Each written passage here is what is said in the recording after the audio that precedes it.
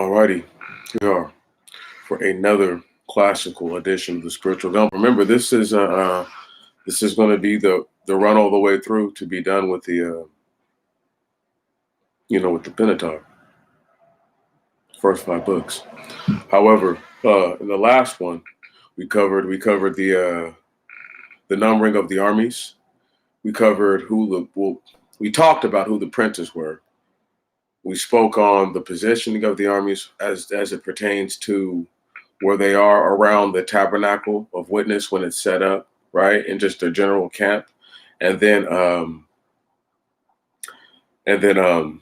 we talked about how I talked about how I had misperceived something, right? One time before, reading that I thought it was little 5-year-olds being able to go and do, light work in the tabernacle. But no, they're just doing that at home when their fathers are obviously doing this, or whoever's in, however the family structure is set up for those people. But having said that, we got to pretty much hear how it's all going to work. Like, people don't just run up into the tabernacle and just start taking stuff down. Like, no, the Holy of Holies has to go. Everybody doesn't get to look at it. We don't want nobody to die on contact. So I'm not sure if we read about it the last time, but I know it's coming up as to how they're supposed to follow the cloud by day. I'll read about it. I think I don't think we read it. I don't think we read about it last time. Anyway, we start in verse 1 of chapter 5 of the Numbers, and as you just read it, it's going to be exactly as it sounds. And there's probably another thing I could have put in the title, but I didn't want to seem petty. Verse 1 though.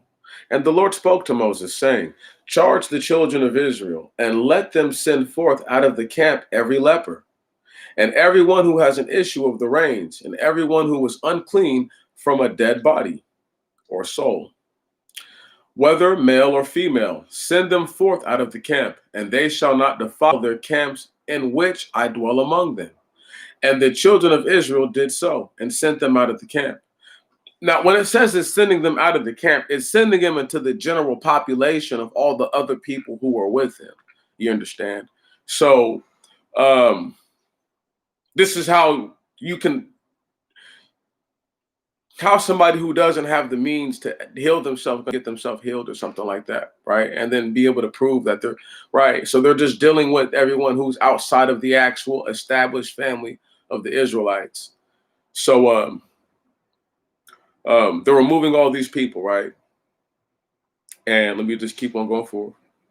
Verse 4, and the children of Israel did so, and sent them out of the camp, as the Lord said to Moses. So did the children of Israel.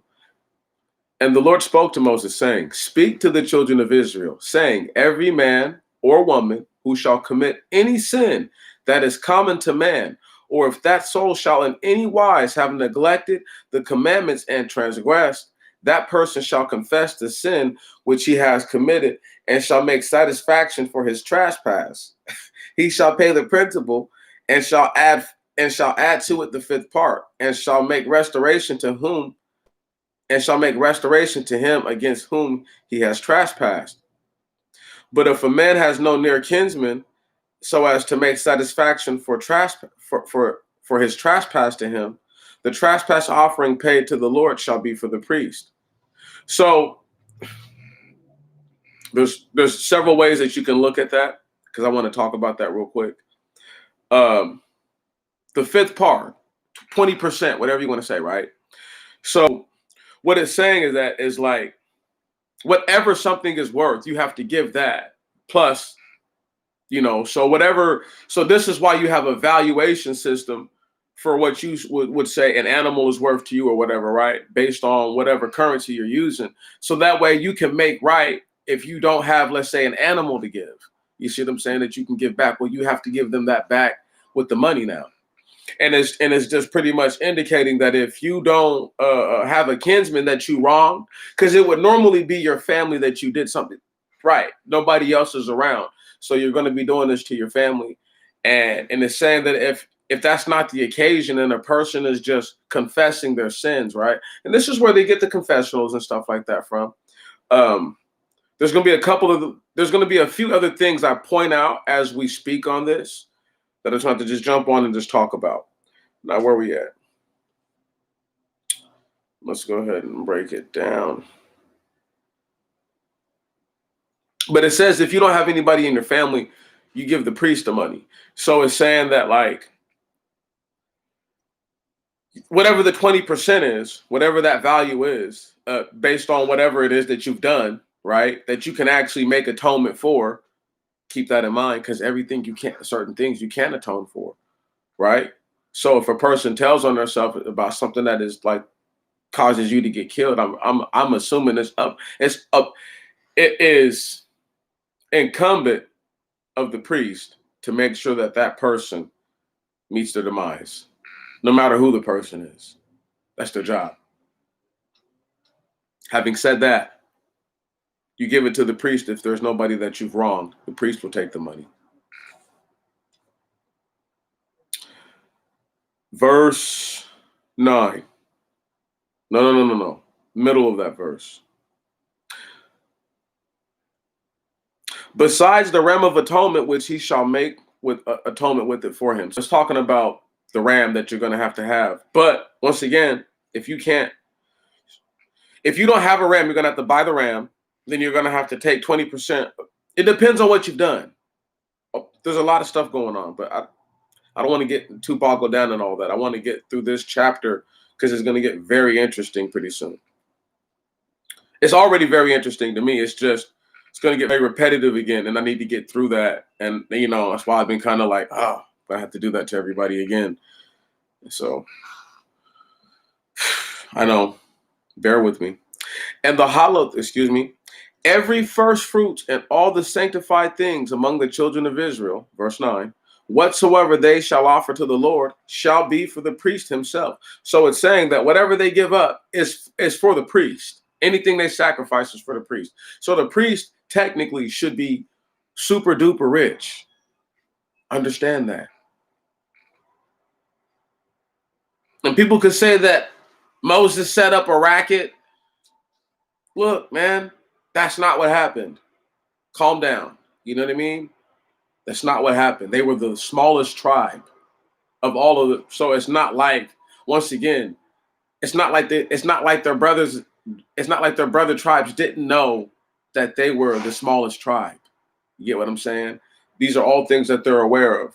But if they truly believe that this man is who he says he is, and he's delivered the people thus far, you have to give him the benefit of the doubt. And the way that he's setting it up, they owe them. How much do you owe them?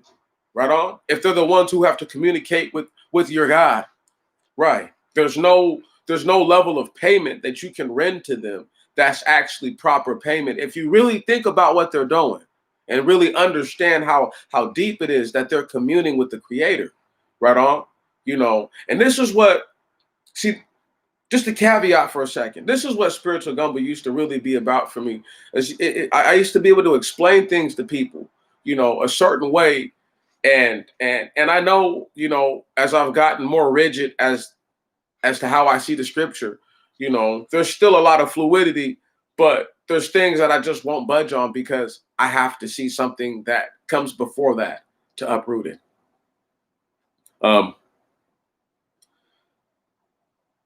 It's not as easy as people think it is to try to tell you about all these little tiny little things and then just keep reading the story, because there's a lot of things going on within the words, But however, let's just go ahead and keep reading, please.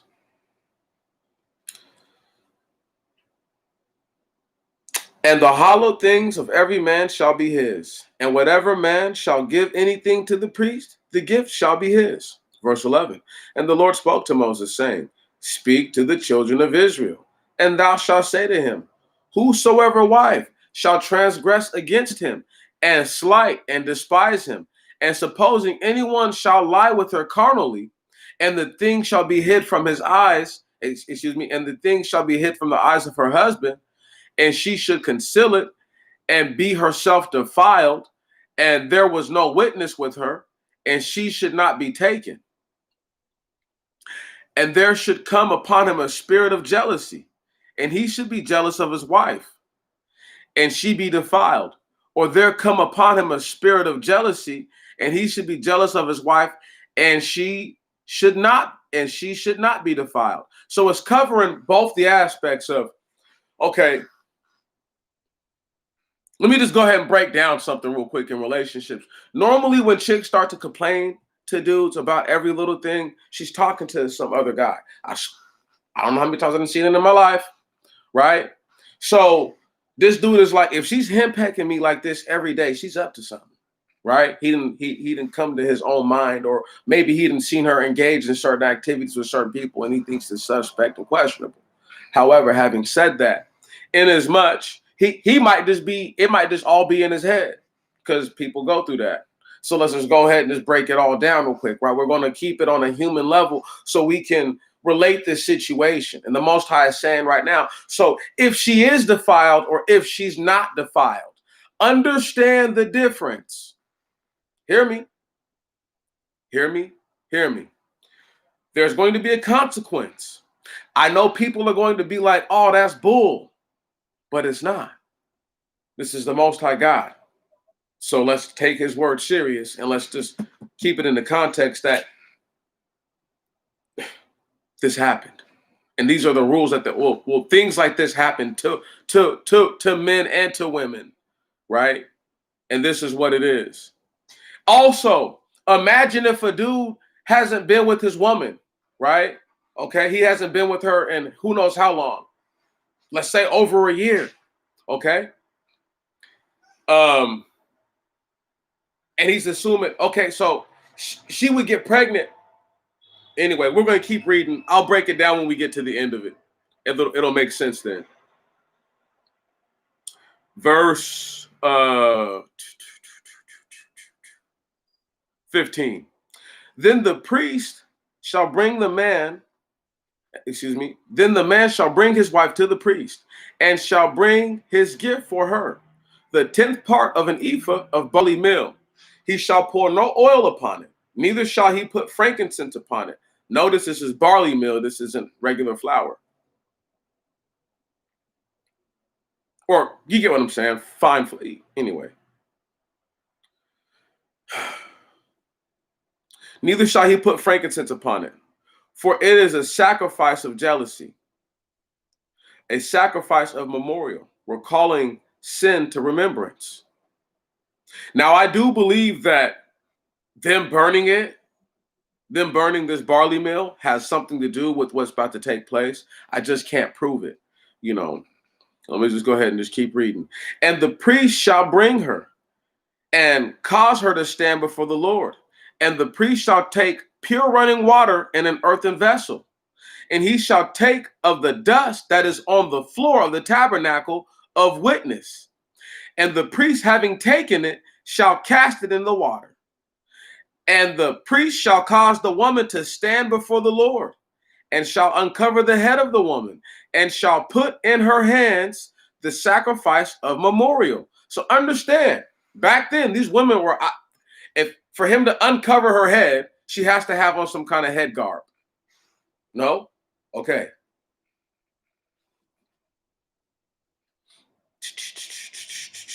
Where was just at?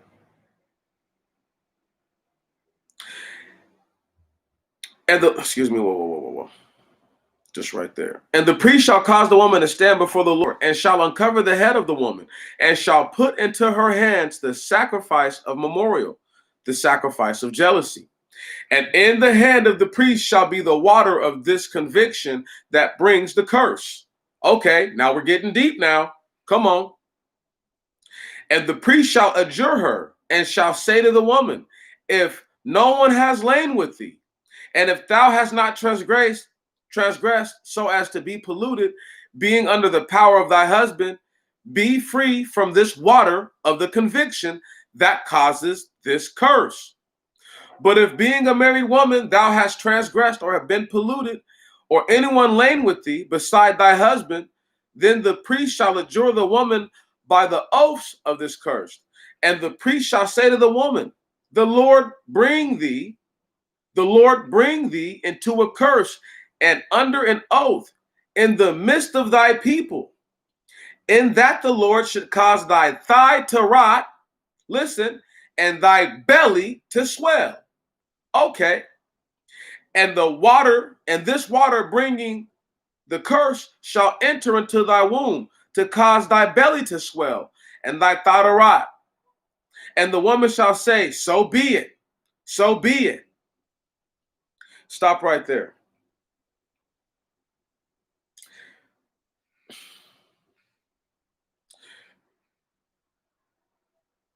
I could contend that the barley meal, like, like barley that they put in the beer, right? The dirt, and the way that obviously the way that is prepared for sacrifice has something to do with it. The dirt being mixed with the water, right? And then clearly, um, what's the word I'm looking for? The words mean something. The exact wording of how it's supposed to be said, that has value. You know. What else? What else? Okay, her belly gets large, right? Almost like she's pregnant, right? Her thighs rot. Now, I don't want to get derogative. I won't talk about what I really think that means by her thighs rotting as well. Okay, but anyway, it's okay. There's a whole bunch of women running around like that right now. Don't even realize that they have cursed themselves in a sense. It's the craziest thing. But let me just go ahead and keep pushing. And she's going to say, so be it in the end. So be it. Verse 23. And the priest shall write these curses in a book and shall blot them out with the water of conviction that brings the curse, and shall cause the woman to drink the water of conviction that brings the curse. And the water of conviction excuse me. Whoa. I skipped some stuff. Let me go back.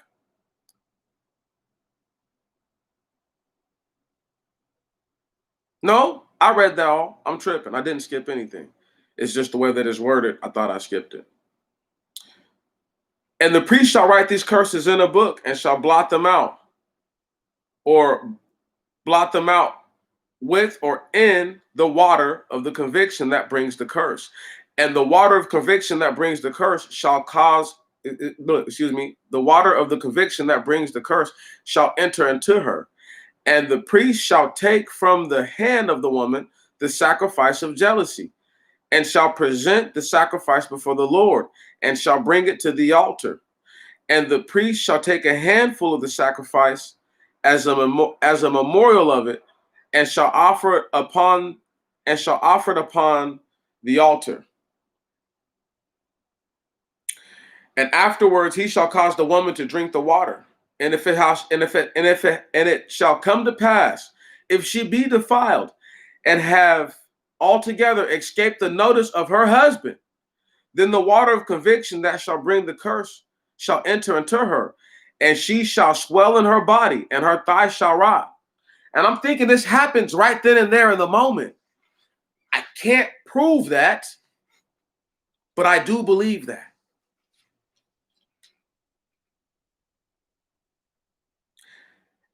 And the woman shall be for a curse in the midst of her people. But if the woman have not been polluted, and she be clean, then she shall be guiltless, and shall conceive seed, give out seed. Stop right there. Something important about this. People are like, well, it's saying that she's going to get big and fat anyway. It's like, no, stop. Whoa. Imagine if your woman, right, is like, yo, I haven't been messing with you, right? Or I haven't been messing around with nobody. I've only been dealing with you. The last time this dude was with her was around the time that a woman could have actually gotten pregnant or whatever, right? Now follow this. You could say that, oh, they kiss and make up because he feels better. To me, that's the most basic thing that I would think that brings her conceiving a child. But if you wanted to push against that, my rebuttal or my response would just have to be that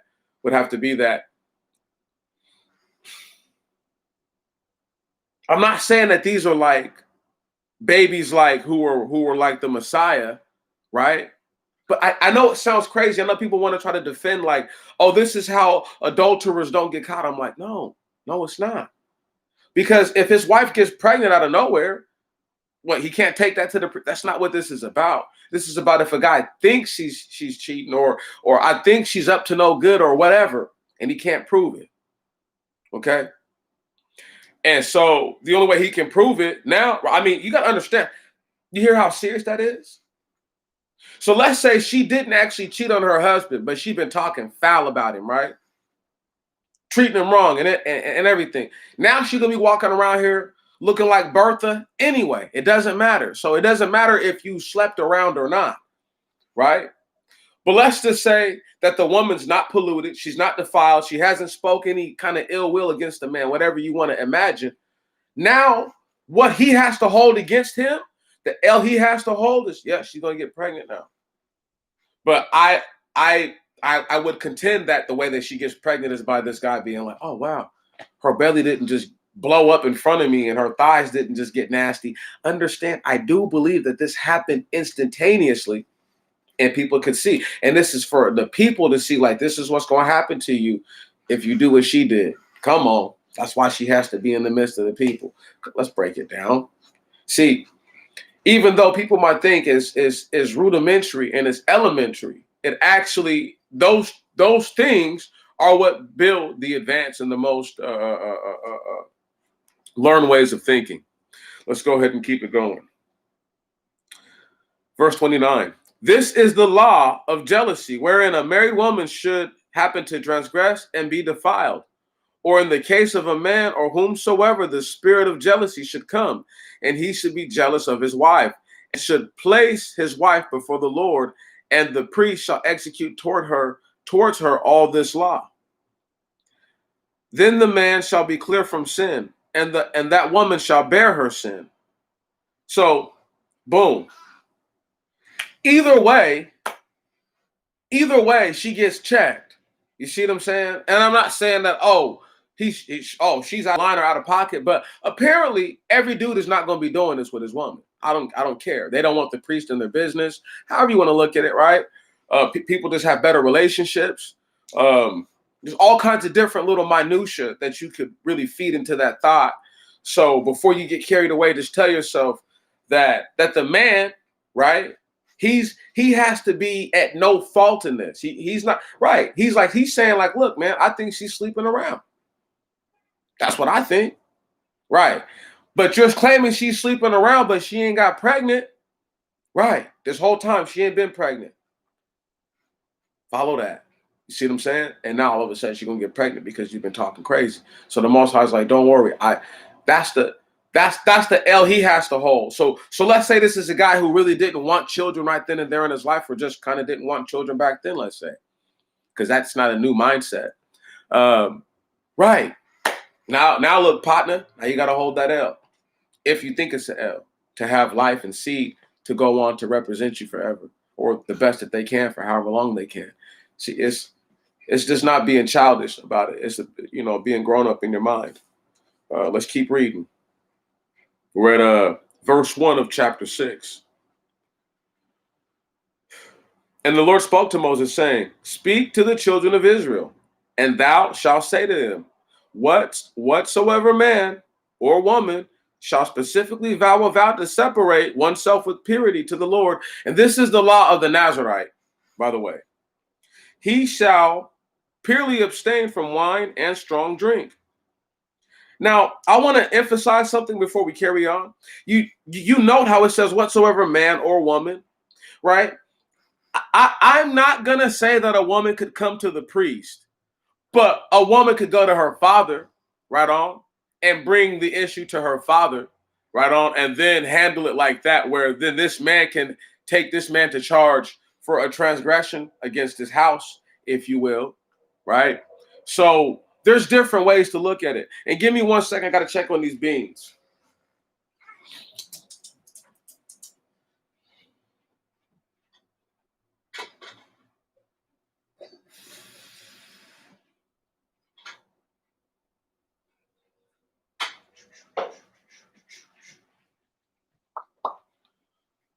I'll give them a good stir in a second, but they'll be all right.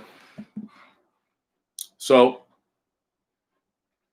we've got to understand that this vow, when you hear the word man, don't say, "Oh, this does not apply to women." I can't stress that enough. I can't stress it enough. It applies to men and women. In normal happenstance to thought. Now here we go. Verse 3. He shall purely abstain from wine and strong drink, and he shall drink no vinegar of wine, or vinegar of strong drink. And whatever is made of the grape, he shall not drink. Listen, neither shall he eat fresh grapes or raisins all the days of his vow. He shall eat no one of all the things that come from the vines, wine from the grape stones to the husk, or grape stones. I don't know why I said it again. All the days of his separation, a razor shall not come upon his head until the days be fulfilled, which he vowed to the Lord. He shall be holy, cherishing the long hair. When it says long hair, a head of even hair, right? So the people with the most notable even looking hair are people who grow hair like this, not people who notoriously go and have to clip their ends off so it looks like it's even. And no disrespect, I'm just pointing out, it's just basic knowledge. Where we at?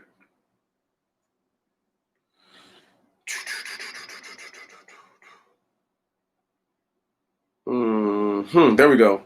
Verse 5. And all the days of his separation, a razor shall not come upon his head until the days be fulfilled, which he vowed to the Lord. He shall be holy, cherishing the long hair of the head all the days of his vow to the Lord. He shall not come nigh to any dead body, to his father or his mother or his brother or his sister. He shall not defile himself for them when they have died, because the vow of God is upon his head. Now note that this is talking about sobriety to the larger degree, right? It's talking about being sober, okay? And this is where, once again,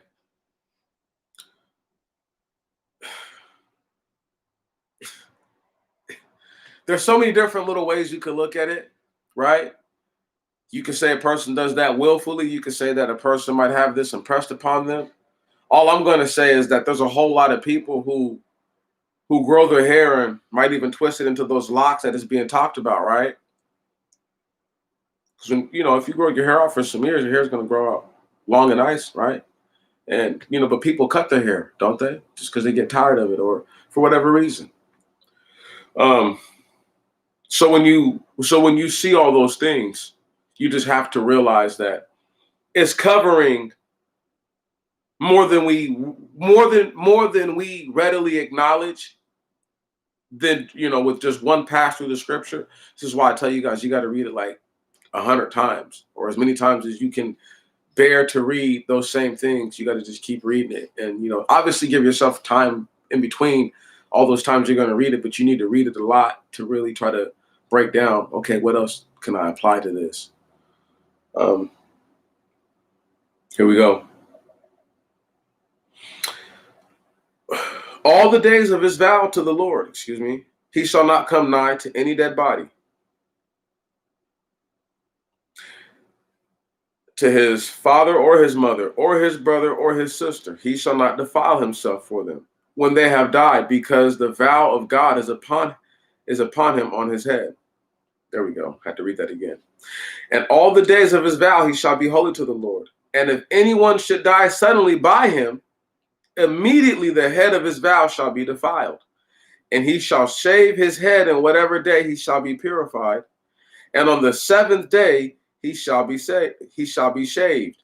And on the 8th day he shall bring 2 turtle doves or 2 young pigeons to the priest to the doors of the tabernacle of witness. And the priest shall offer one for a sin offering and the other for a whole burnt offering. And the priest shall make atonement for him in the things wherein he sinned respecting the dead body. And he shall sanctify his head in that day, in which he was consecrated to the Lord, all the days of his vow. And he shall bring a lamb of a year old for a trespass offering, and the former days shall not be reckoned.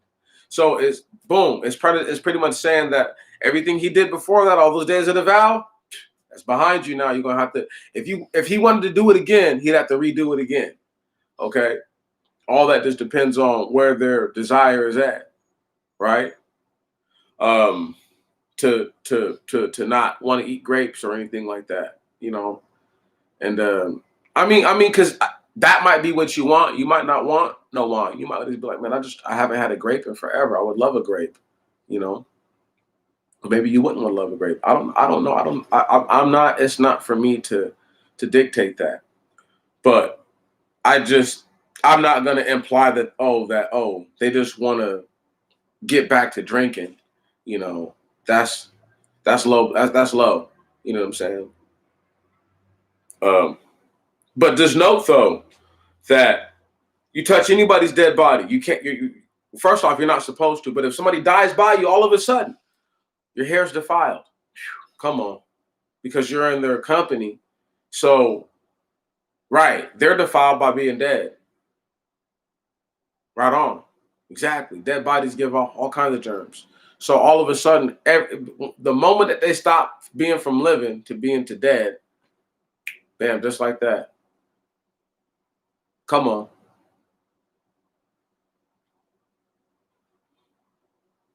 Now, where were we at?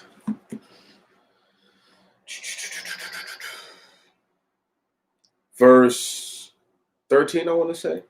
And this is the law of him that has vowed. And whatever day he shall have fulfilled the days of his vow, he shall bring his gift to the doors of the tabernacle. So it's also going over if you get through it successfully. And he shall bring his gifts to the Lord.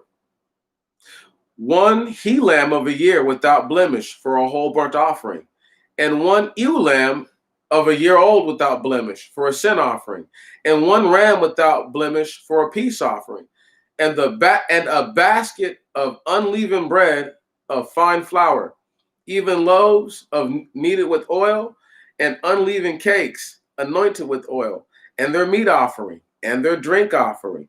And the priest shall bring them before the Lord. And he shall offer his sin offering and his whole burnt offering. And he shall offer the ram as a sacrifice of peace offering to the Lord with the basket of unleavened bread.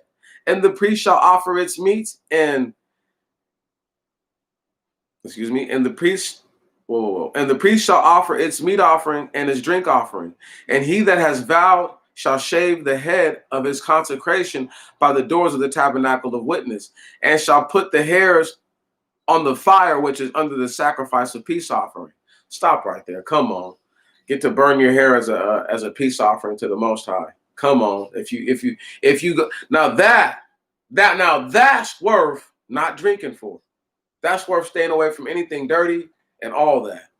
Just to be right. You know what you think you're gonna get to take your dirty, nasty hair and burn it? Stop playing.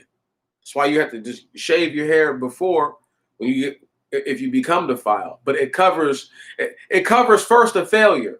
And no offense, is because there's probably going to be more failures than people think. So once it covers the what is the more likely scenario for some people to either give in to the temptation, right, to defile themselves, right? You got to cut your hair no matter how you become defiled. Right. So the lesser likely people were like, I can abstain for that many years to be able to burn my hair on the peace offering. Come on. Verse 19. And the priest shall take the sodden shoulder of the ram and one unleavened loaf from the basket. Now, when it says the sodden shoulder, you can say that's boiled but it's cooked in water. Okay. What's up, bro? Okay. Quick recap.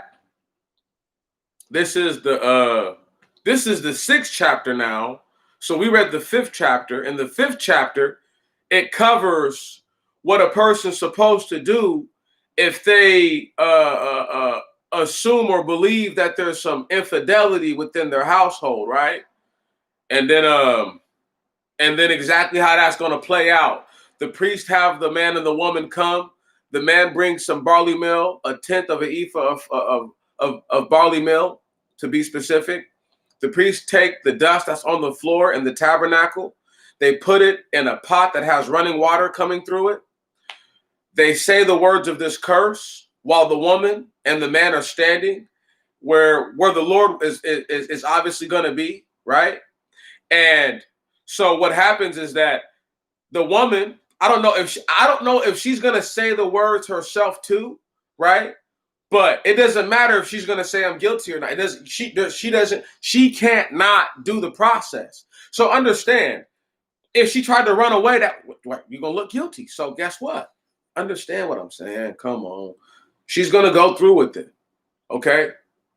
And if she has and now if she has been defiled, okay, i.e., and what it's really talking about is a man laying with her, right? Or also her just being a wicked, evil woman to her man, okay? She's going to, her belly is going to become large and her thighs will rot. And I don't want to get vulgar, okay, with what I also think that that's also speaking on. Now, what I'm going to say is this, though, is that this happens because she's transgressed.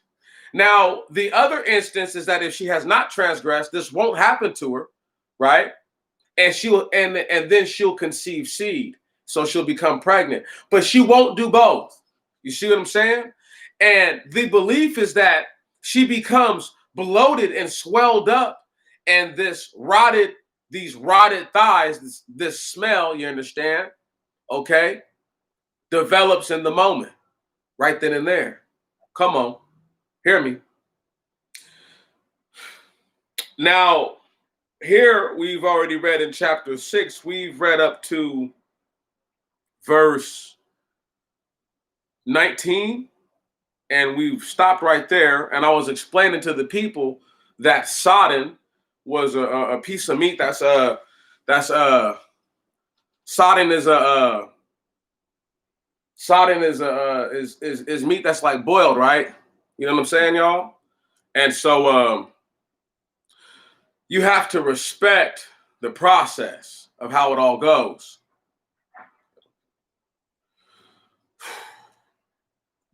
Come on. I just pray that the Most High God is with me right now. That's all. As I try to break it down to you guys and be respectful to y'all and tell you how I see it. And as I was telling you, brother, you know, give me a moment, y'all. I'll be right back. I'll be right back.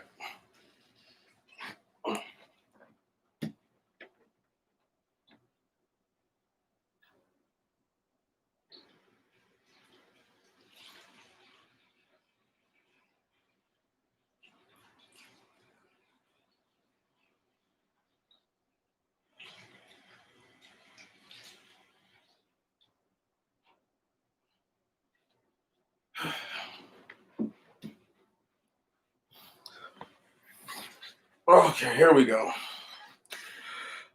Had to wash my face real quick. So, brother, in this chapter, what you missed was that if a person vows the vow, right, which is to grow their hair, and I'm people assume that it's to twist it into locks, but there's no verification to that here. It's just that it's grown out long and that you haven't cut it, right?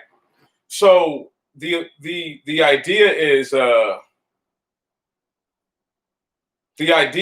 that you're clean, you're all the way clean, right?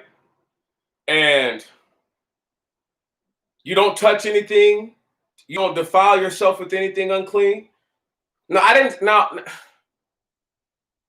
say that you don't work and that you don't do anything, right? But you don't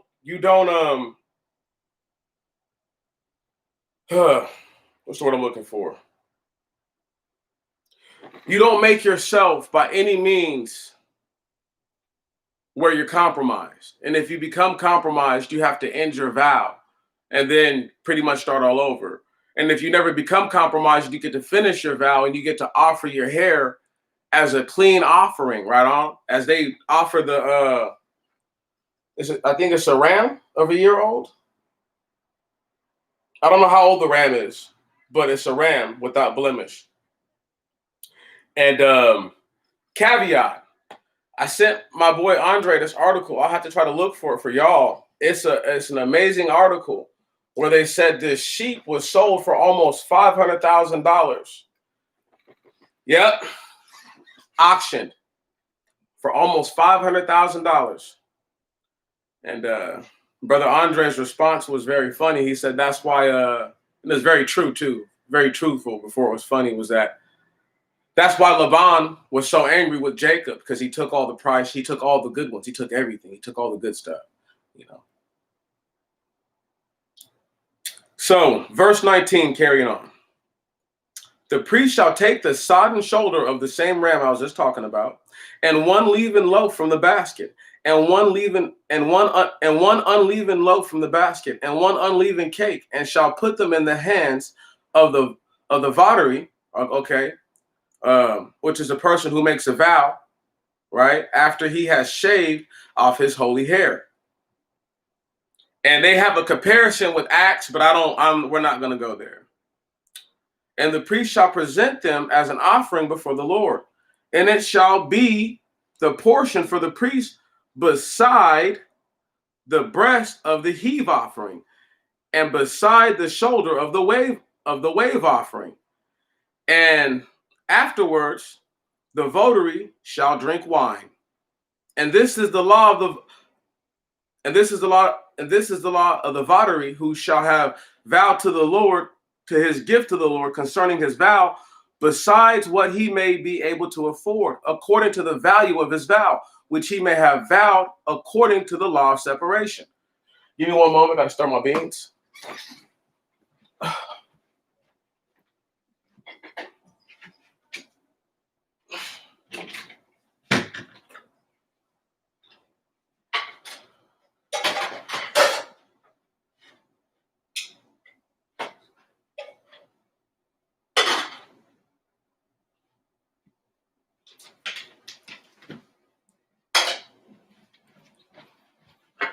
Appreciate y'all for being so patient with me.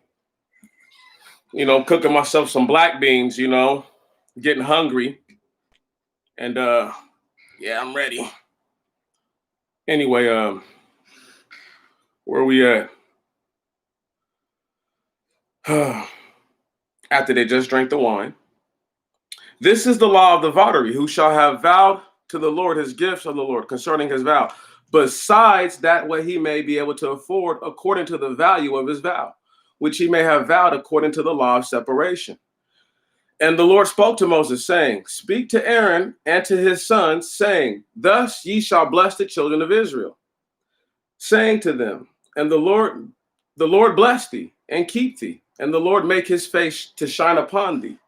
One moment, and to have mercy upon thee, and the Lord lift up his countenance, and they shall put my name upon the children of Israel, and I, the Lord, will bless them. Okay, so what we have going on here, right?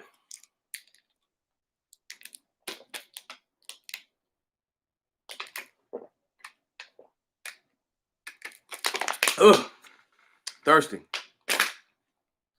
What we have going on here is, and that's just the whole chapter right there. See, those chapters don't really talk about the 12 days I'm talking about, right? The 12 days, the chosen one. Some of that stuff is a little bit later down. Faithless heroes. Don't worry, those are chapters that we have to work our way to, right? We don't just get there, you know. And I didn't want to put like a you know, a whole bunch of different worded title, you know, like that would have been inappropriate. Chapter 7.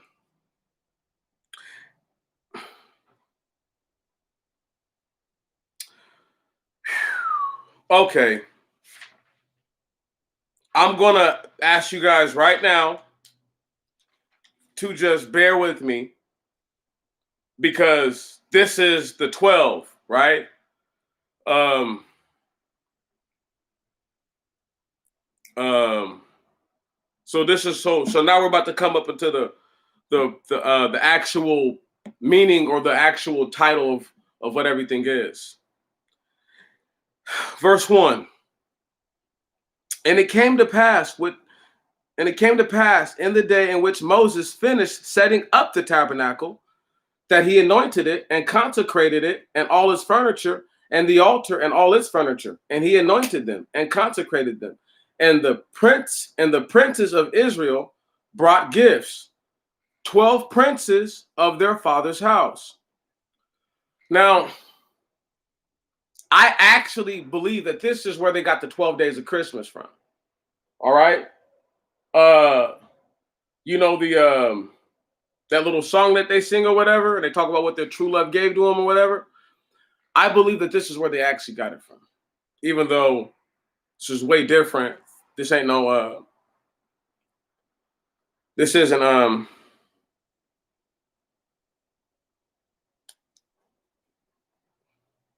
this is a different kind of festivity.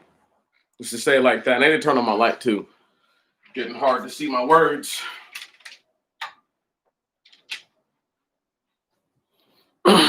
Okay. Verse 2. And the princes of Israel brought gifts, 12 princes of their father's house. They were the heads of tribes. These are they that presided over the numbering.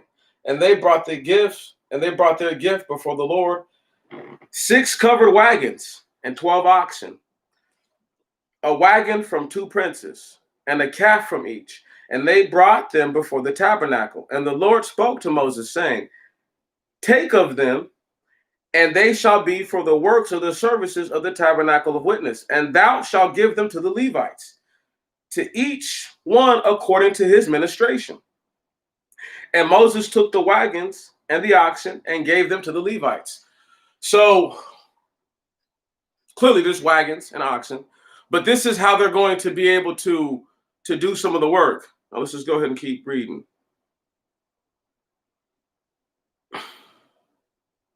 And he gave 2 wagons and 4 oxen to the sons of Gedson, according to their ministration, and 4 wagons and 8 oxen he gave to the sons of Merari, according to their ministration, by Ithamar the son of Aaron the priest. But the sons of Kohath he gave them not, because they have the ministration of sacred things. They shall bear them on their shoulders. Okay, so understand that the sacred holy stuff, right? That you know what I mean, that has to be treated a certain way. He said, "Nah, don't carry that. No. But he doesn't expect the people to do all the heavy lifting without the assistance of an animal." Where are we at? Verse 10. And the rulers brought gifts for the dedication of the altar in the day in which he anointed it. And the rulers brought their gifts before the altar. And the Lord said to Moses, 1 chief each day. They shall offer their gifts, a chief each day, for the dedication of the altar. Now, I want y'all to think about this. This is going to be very interesting. You know how much eating this is? A lot of eating. Right on? Now, before people say whatever,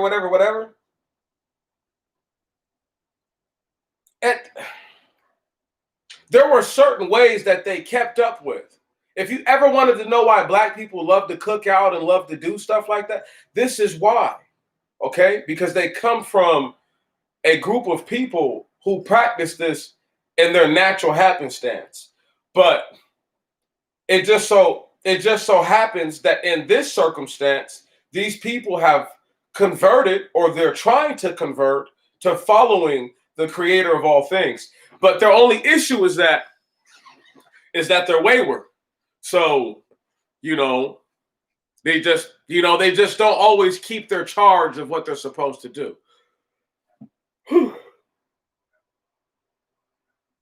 Where are we at?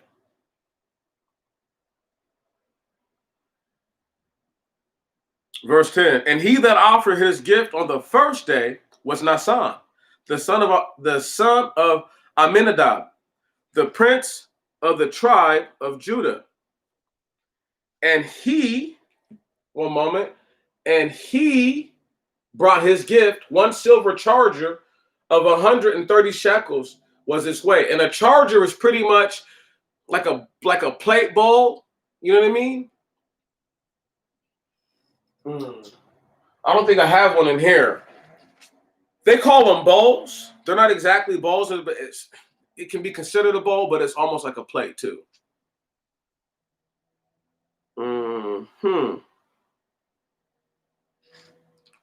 One silver charger of 130 shekels was its weight.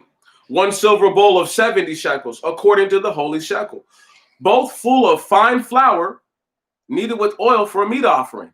So this is fine flour, not barley meal, right? And that does matter. Where we at?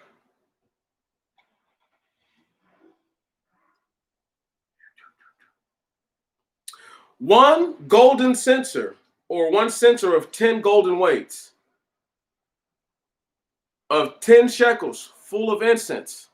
One calf of the herd, one ram, one he lamb of a year old for a burnt offering, and one kid of the goats for a sin offering, and for a sacrifice of peace offering, 2 heifers, 5 rams, 5 he goats, 5 ewe lambs of a year old. This was the gift of Nasan, the son of Aminadab.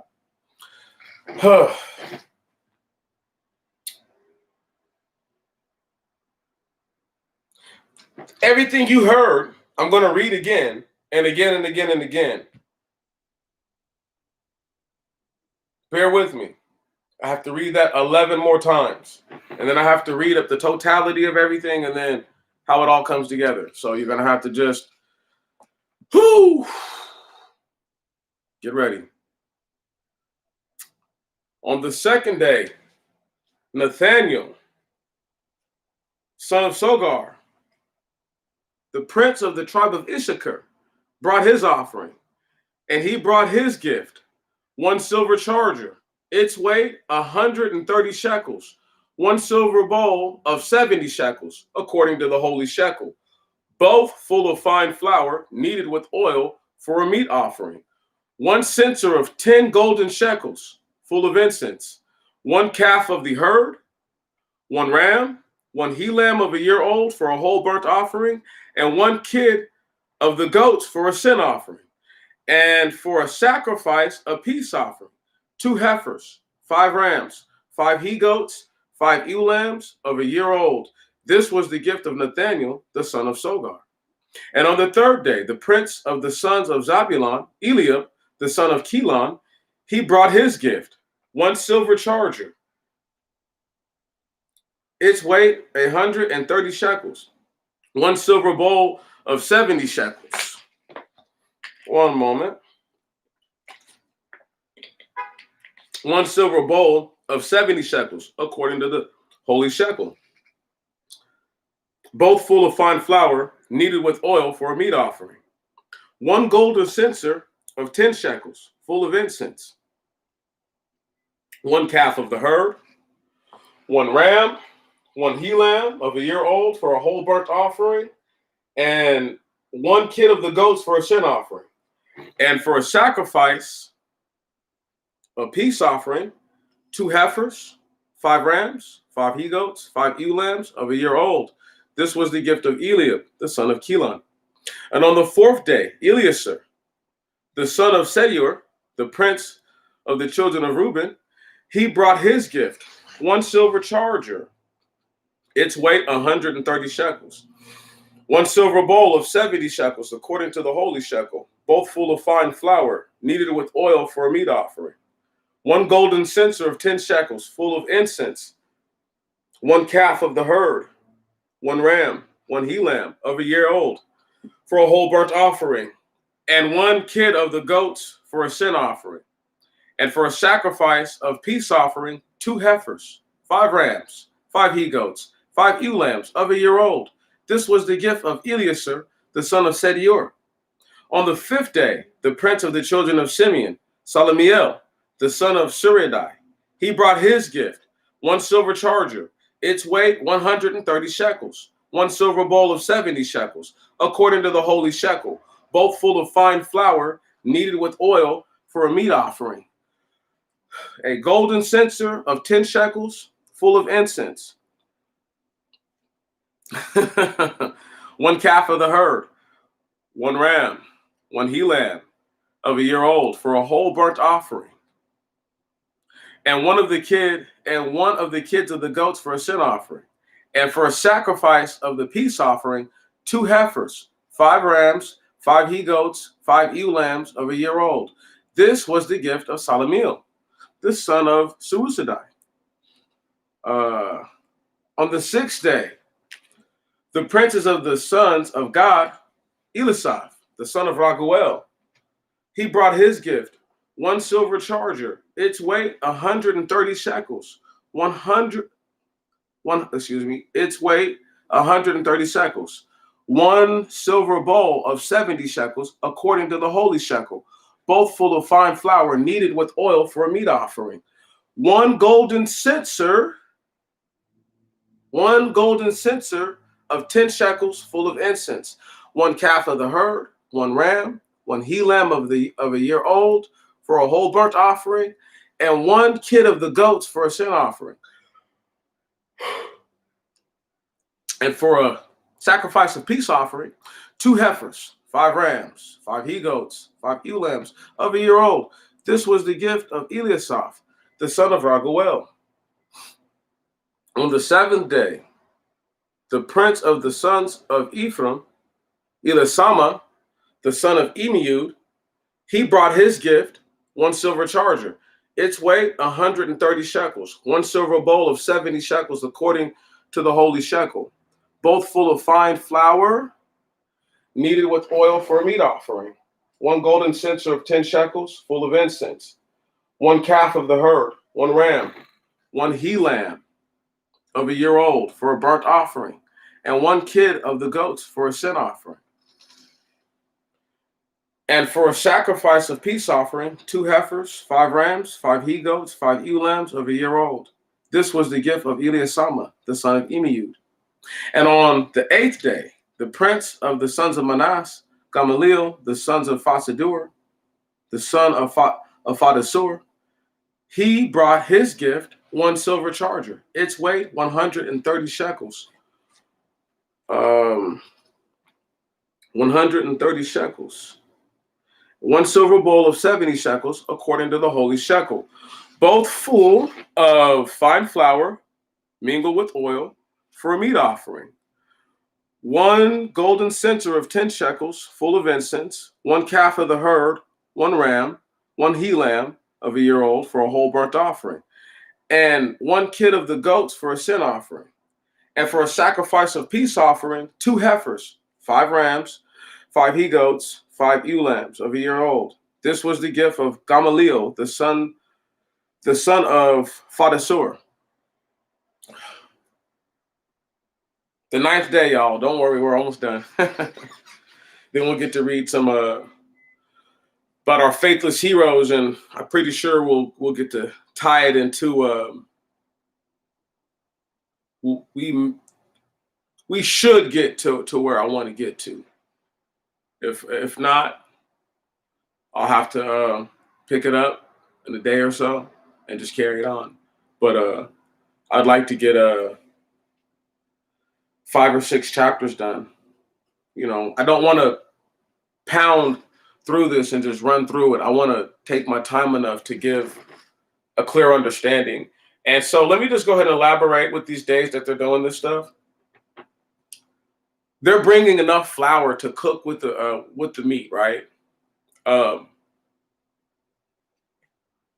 Do I know if there is or isn't herbs of the field that are brought to the sacrifice? That's just what you have to assume, right? But if you ever wondered why people are so heavy on meat and bread, this is why. Because for thousands of years, sacrifice, as people know it, that's how it was normally enjoyed. So here we are. We are on day 9.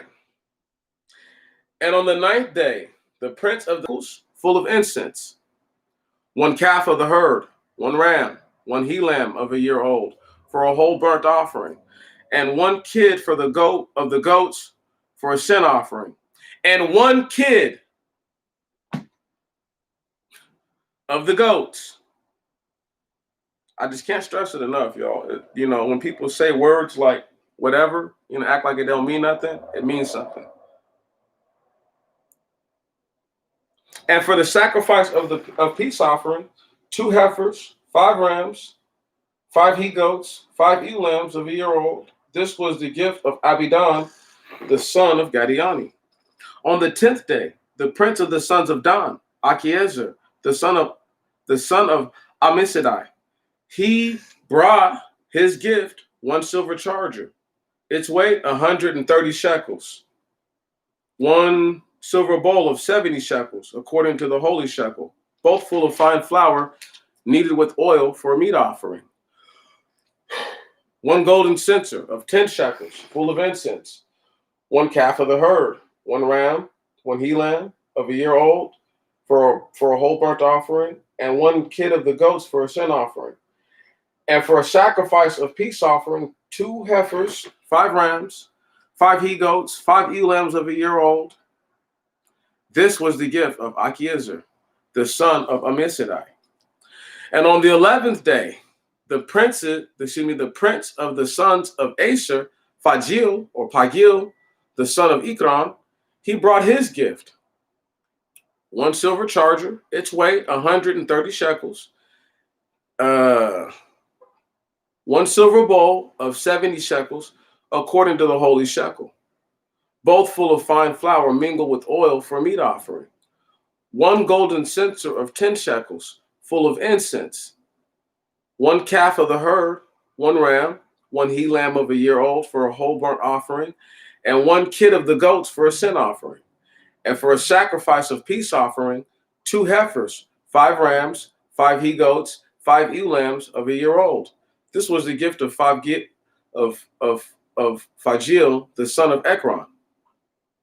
And on the 12th day, the prince of the sons of Naphtali, Akira, the son of Enan, he brought his gift, 1 silver charger, its weight 130 shekels, 1 silver bowl of 70 shekels, according to the holy shekel, both full of fine flour, mingled with oil for a meat offering, 1 golden censer of 10 shekels, full of incense, 1 calf of the herd, 1 ram, 1 he lamb for a whole burnt offering, and 1 kid of the goats for a sin offering.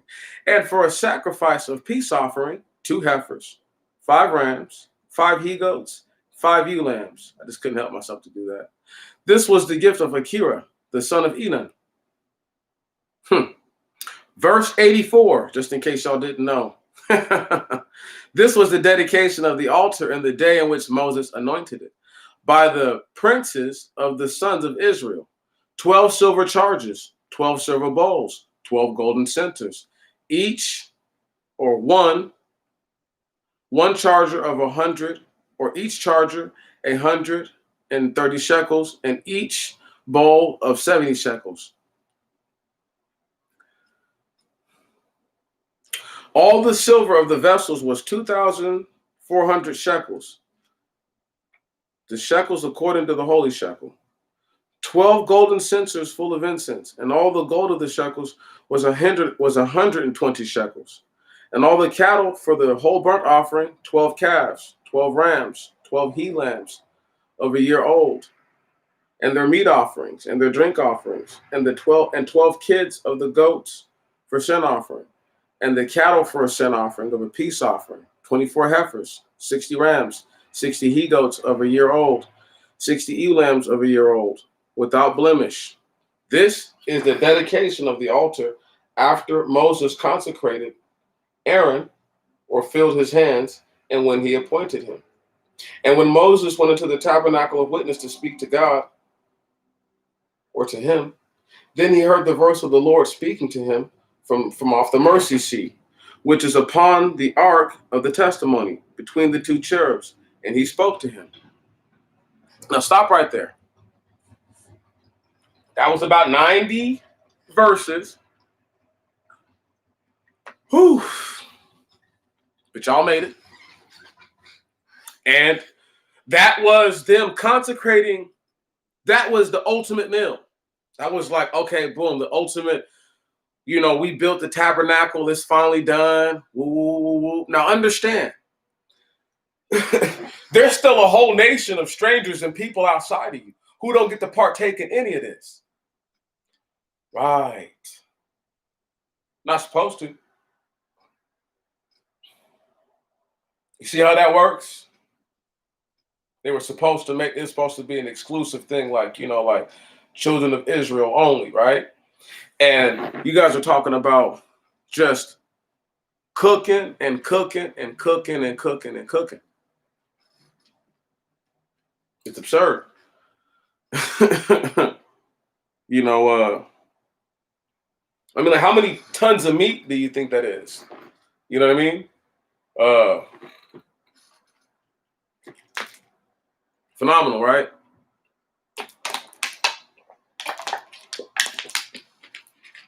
And so everything we're reading, when you read about these laws, I know it sounds like, well, it's speaking as if it already happened, or you have to look at the event and listen to it. This is what happened when they actually put up the tabernacle. Okay?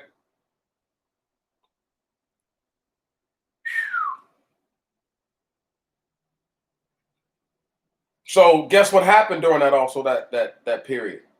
Aaron's sons got killed. That's right. See how deep this stuff is? But it wouldn't normally, it's because it's not tied together like that. People don't look at it like that.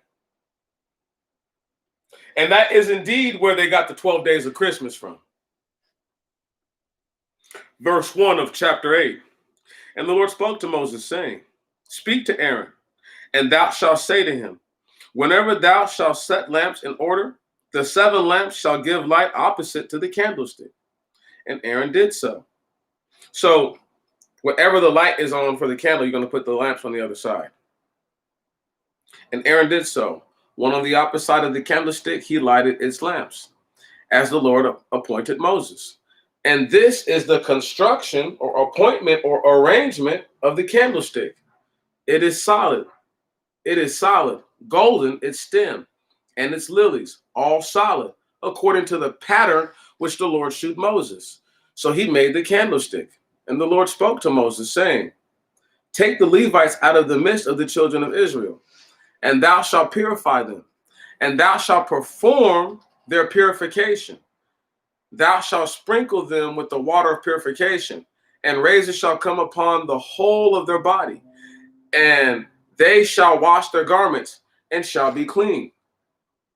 And they shall take 1 calf of the herd, and its meat offering, fine flour mingled with oil, and they shall take a calf of a year old and they shall take a calf of a year old of the herd for a sin offering.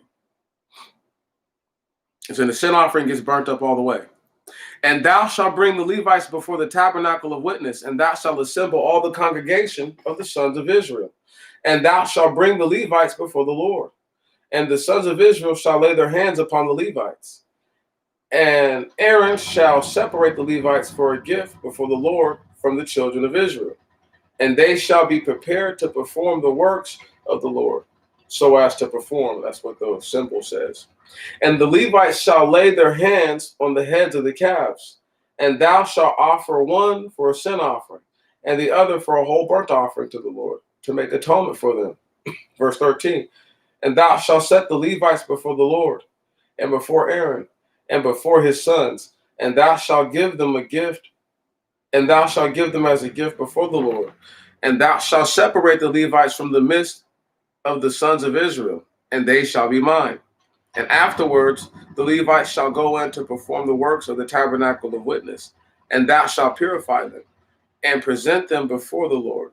For these are given, to me for a present out of the midst of the children of Israel. I have taken them to myself instead of all the firstborns of Israel that open every womb. For every firstborn among the children of Israel is mine, whether he is man or beast. In the day in which I smote every firstborn in the land of Egypt, I sanctified them to myself. And I took the Levites in the place of every firstborn among the children of Israel. And I gave the Levites presented as a gift to Aaron and his sons out of the midst of the children of Israel, to do service of the children of Israel in the tabernacle of witness, and to make atonement for the children of Israel. Thus there shall be none among the sons of Israel to draw nigh to the holy things. Wow. So let me just go ahead and break something down real quick. The Most High is telling Moses, like, look, I know all the firstborns are mine. Okay? He's like, I don't need you to tell me that. He's like, but check this out though. He said, look, I want you to take all the Levites and now they're mine. I'm going to put them in place of that. Okay? And that's who's really mine. So that's who he's really. He's like, you see what I'm saying? He's like, I really hold ownership over them. And he did that so that way he could give them to Aaron. Right on? The priest. That's a very major thing. It's not a small thing.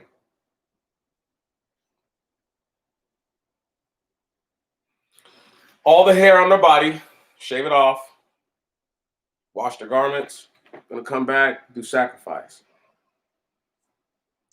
And Aaron presented them as a gift before the Lord. And Aaron made atonement for them to purify them. And afterwards, the Levites went in to minister in the service of the tabernacle of witness before Aaron and before his sons, as the Lord appointed Moses concerning the Levites. So did they to them. And the Lord spoke to Moses, saying, this is the ordinance for the Levites from 5 and 20 years old and upward. They shall go in to minister in the tabernacle of witness. From 50 years old, they shall cease from the ministry and shall not work any longer. And his brother shall serve in the tabernacle of witness to keep charges, but he shall not do works.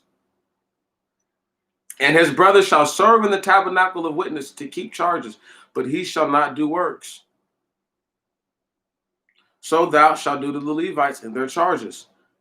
And the Lord spoke to Moses in the wilderness of Sinai in the second year after they had gone forth from the land in Egypt, in the first month, saying, second year, first month, saying, speak and let the children of Israel keep the Passover in its season. And on the 14th day of his first month at even, thou shalt keep it in season and according to its ordinance. And Moses ordered the children of Israel to sacrifice the Passover on the 14th day of the first month in the wilderness of Sinai. And as the Lord appointed Moses, so the children of Israel did.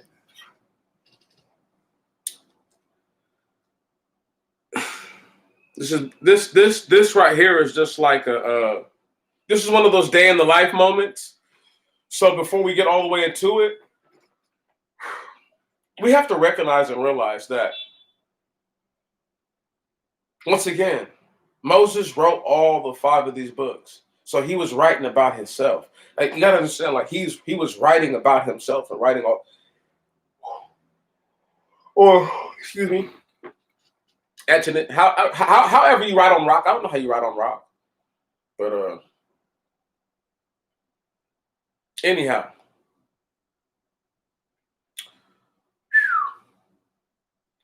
We are 8 chapters in. No, 9 chapters in. So chapter 9, verse 4, no, verse 5, right? And the people are keeping a Passover. And so I just have to contend that the story is told this way so we can understand what's happening, okay? So we can try to give gravity to the other things that happened before or things that are going to happen after. And there came men who were unclean by reason of a dead body, and they were not able to keep the Passover on that day. And they came before Moses and Aaron on that day. And those men said to Moses, or said to him, we are unclean by reason of the dead body of a man. Shall we therefore fail to offer gifts to the Lord in its season in the midst of the children of Israel?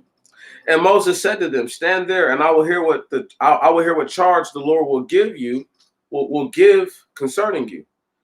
And the Lord spoke to Moses, saying, speak to the children of Israel, saying, whatever man shall be unclean by the reason of a dead body, or on a journey far off among you, or among your posterity, he shall then keep the Passover in the second month on the 14th day. In the evening they shall offer it. With unleavened bread and bitter herbs they shall eat it. They shall not leave it until the morrow, and they shall not break the bone of it, and they shall not break a bone of it. They shall sacrifice it according to the ordinance of the Passover. And whatsoever man shall be clean and is not far off on a journey, and shall fail to keep the Passover, that soul shall be cut off from his people, because he has not offered the gift to the Lord in its season. That man shall bear his iniquity. And if there should come to you a stranger in your land, and should keep the Passover to the Lord, he should keep it according to the law of the Passover and according to its ordinance. There shall be one law for you. There shall be one law for you, both for the stranger and for the native of the land. Now, let me go ahead and just throw something out there.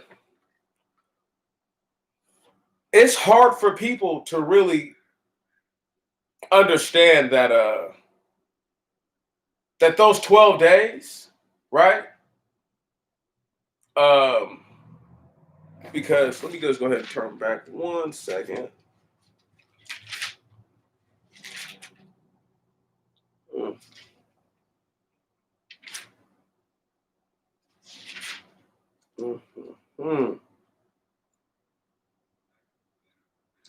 Okay. See, that's the first month, right? Now, realize in the second month, he took the numbers of the congregation. So it's just realizing things like that, and then being able to be honest with yourself.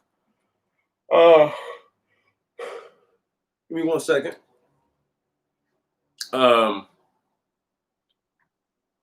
If a person can't realize that the strangers they're supposed to cook their own, right.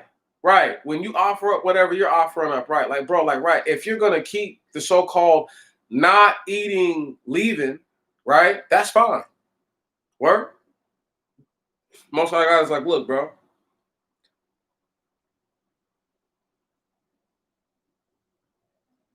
Keeping the Passover.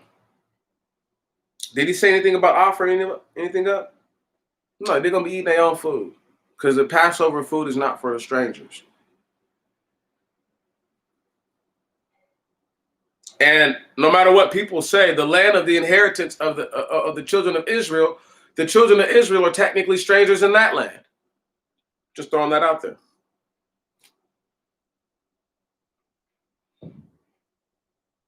And in the day in which the tabernacle was pitched, the cloud covered the tabernacle, the place of testimony, or the house of testimony. And in the evening, there was upon the tabernacle as the appearance of fire till the morning. So it was continually. The cloud covered it by day, and the appearance of fire by night. And when the cloud went up from the tabernacle, then after that the children of Israel departed. And in whatever place the cloud rested, there the children of Israel encamped. And the children of Israel shall encamp by the command of the Lord and the command of the Lord they shall remove. And by the command of the Lord they shall remove. That's right, they shall move. Get up and go. All the days in which the cloud overshadows the tabernacle, the children of Israel shall encamp. And whenever the cloud shall be drawn over the tabernacle for many days, then the children of Israel shall keep the charge of God, and they shall not remove. And it shall be, whenever the cloud overshadows the tabernacle for a number of days, or for days by number, and they shall encamp by the word of the Lord, and they shall remove by the command of the Lord. And it shall come to pass, whenever the cloud shall remain from the evening till the morning, and in the morning the cloud shall go up, then shall they remove by day or night. When the cloud continues a full month overshadowing the tabernacle, the children of Israel shall encamp and shall not depart. For they shall depart by the command of the Lord. Okay. They kept the charge of the Lord by the command of the they kept the charge of the Lord by the command of the Lord by the hand of Moses. There we go. So that right there is very interesting. Now, the people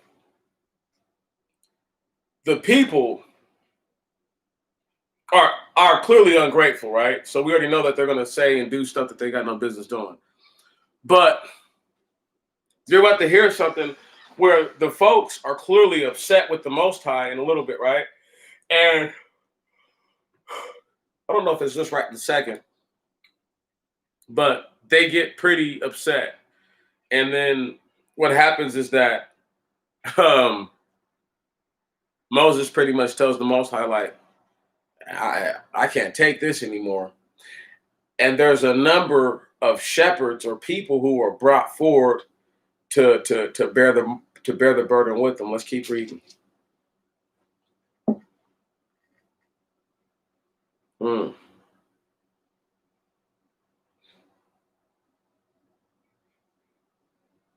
the Lord spoke to Moses, saying, make to thyself 2 silver trumpets. Thou shalt make them of beaten work, and they shall be to thee for the purpose of calling the assembly, and of removing the camps, the successive encampments. So they have to encamp everywhere they go. See, once again, these guys are I don't know how else to explain it. Like, imagine, like, I don't know, like a state of, like, I don't know, who knows how many millions of people. Let's just say there was, like, I don't know, a few million people wandering through the desert, right? But they're just wandering through, like, I don't know, like Nevada or something like that. But they're not wandering through the desert. They're running through, like, part desert, part forest. So a state that has desert and forest. What's a place like desert and forest, y'all? I mean, I could use Washington, but it's not like that, because one side is one side, the other side is the other side. So imagine that, like a little desert forest, and people are moving through it, and talking about millions of people, okay? And they're making these camps. So it's not like there's no proof that they were never there, you know what I mean? Or at least when this was happening, there was clearly evidence that these people had been here, you know? Now, where are we at?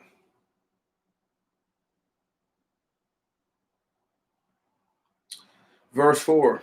And if they shall, verse 3, and thou shalt sound with them, and all the congregation shall be gathered to the door of the tabernacle of witness. And if they shall sound with one, all the ruler, even the princes, shall come to thee. And if ye shall sound the alarm, and the camps pitch eastward, and the camp pitch eastward shall begin to move, because they're in the front. And ye shall sound the second alarm, and the camps pitch southward shall move, and ye shall sound the third alarm, and the camps pitch westward shall move forward, and ye shall sound the fourth alarm, and they that encamp toward the north shall move forward. They shall sound an alarm at their departure, And whenever ye shall gather the assembly, ye shall sound, but not an alarm. So whatever the sound for the alarm was, it's not the sound of just calling the people together. And obviously, each sound denotes who's supposed to move first.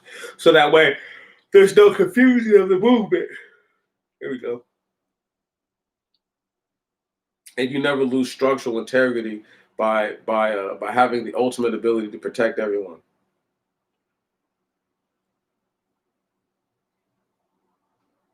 Where we go. Verse 8. And the priest, the sons of Aaron, shall sound with the trumpets, and it shall be perpetual ordinance for you throughout your generations. And if ye shall go forth to war in your land against your enemies that are opposed to you, then ye shall sound with the trumpets, and ye shall be had in remembrance before the Lord, and ye shall be saved from your enemies.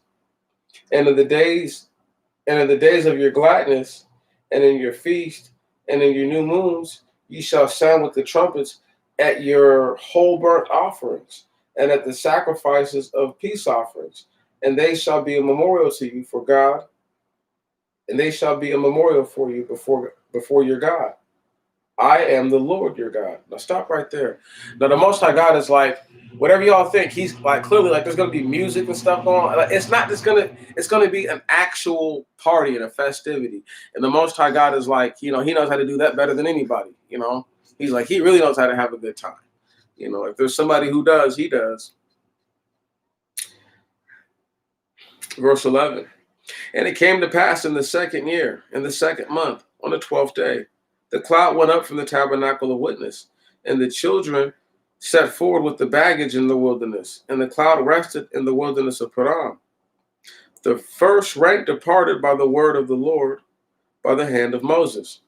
And they set in motion the order of the camp of the children of Judah with their host. And over the host was Nasan, the son of Amminadab. And over the host of the tribes of the sons of Issachar was Nathaniel, the son of Sogar. And over the host of the tribes over the tribe of the sons of Zabulon was Eliab, the son of Kelon. They shall take down the tabernacle. And they shall take down the tabernacle, and the sons of Getzon shall set forward. So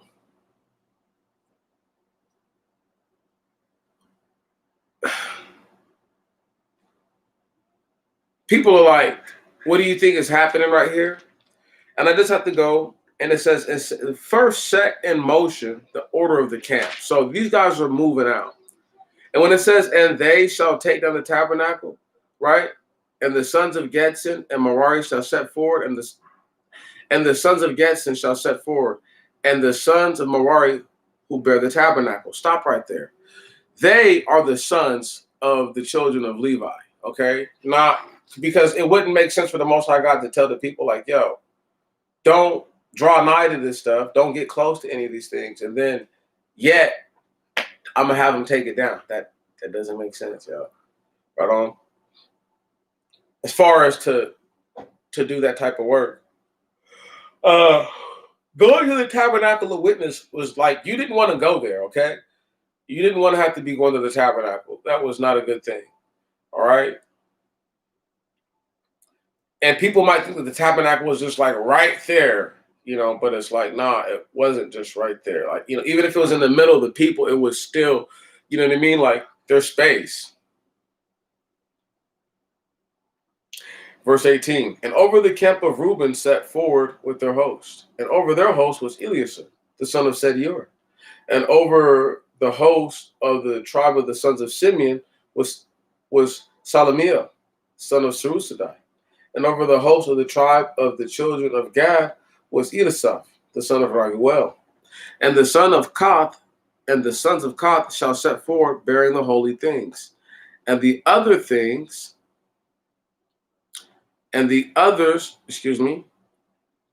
Gershonites and Merarites, and the others shall set up the tabernacle until they arrive.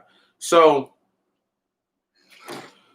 obviously, you see how this has to work? Right. There has to be the forward party. These guys have to move out. It's not just, it's not magic. Right. So the Most High God is like, the rules are this. Whenever these guys move out and break everything down and do all this, that, and the other, they're going to be setting up so that way these guys can bring everything in by the time they get there. Right. Right. And that's the idea. Oh, yeah.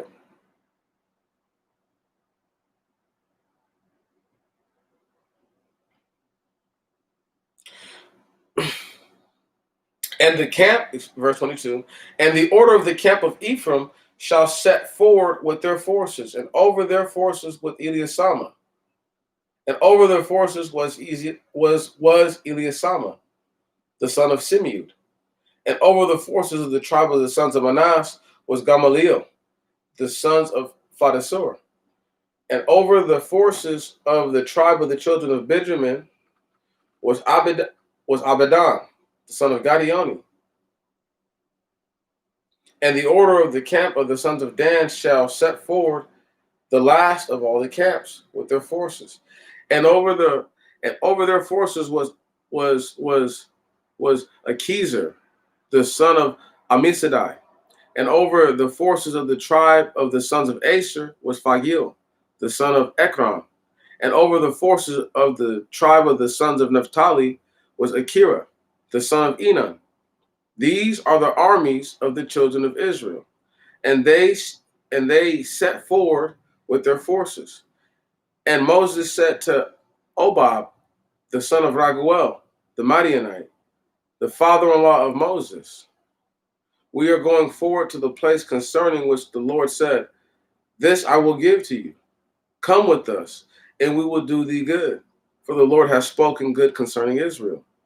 And he said to him, I will not go, but I will go to my land and to my kindred. And he said, leave us not, because thou hast been with us in the wilderness, and thou shalt be an elder among us. And it shall come to pass, if thou wilt go with us, even if it come to pass that in whatsoever things the Lord shall do us good, we also will do thee good. So he's saying, like, look, bro, roll with us, man. We're gonna take care of you, bro. You ain't got to do none of that. But because probably like, man, these dudes are tripping. They're on some other stuff, right? Because it's going down.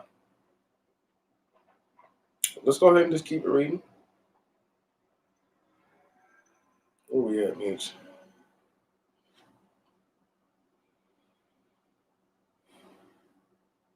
Verse 33. And they departed from the mount of the Lord and they departed from the mount of the Lord a 3 days journey. And the ark of the covenant of the Lord went down before them a 3 days journey to provide rest for them. And it came to pass, when the ark set forward, that Moses said, arise, O Lord, and let thine enemies be scattered. Let all that hate thee flee. And in the resting, he said, turning again, O Lord, the thousands and tens of thousands in Israel.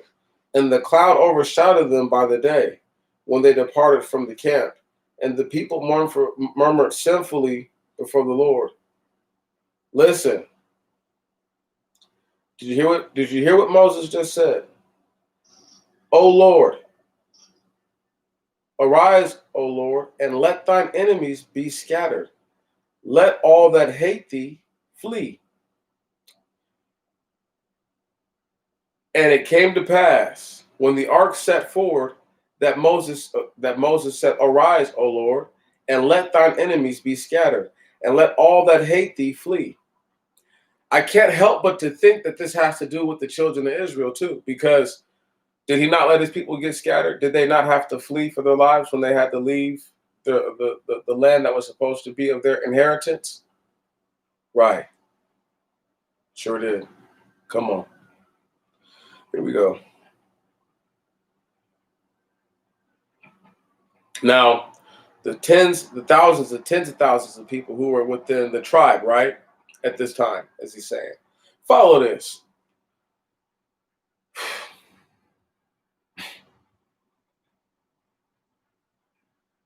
They get upset with the Most High because the Most High makes the cloud. So he sets one day, right?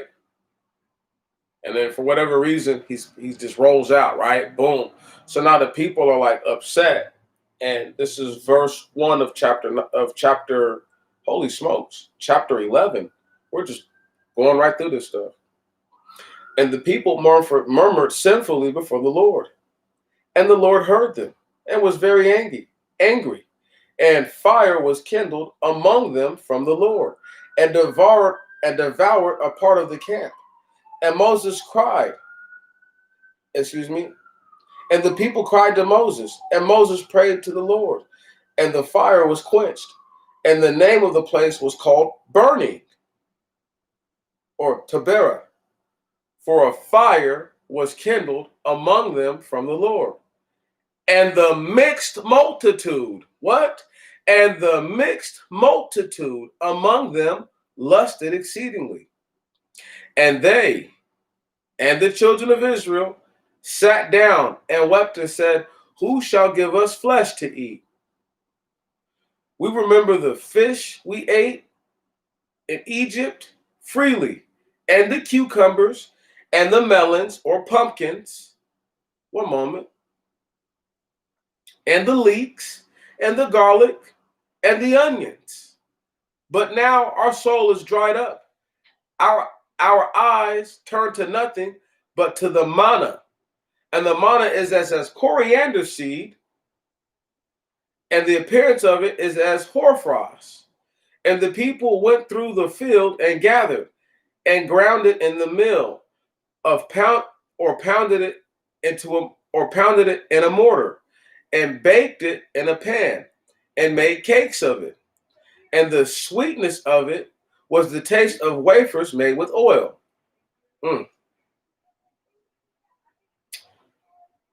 And when the dew came upon the camp by night, the manna came down upon it.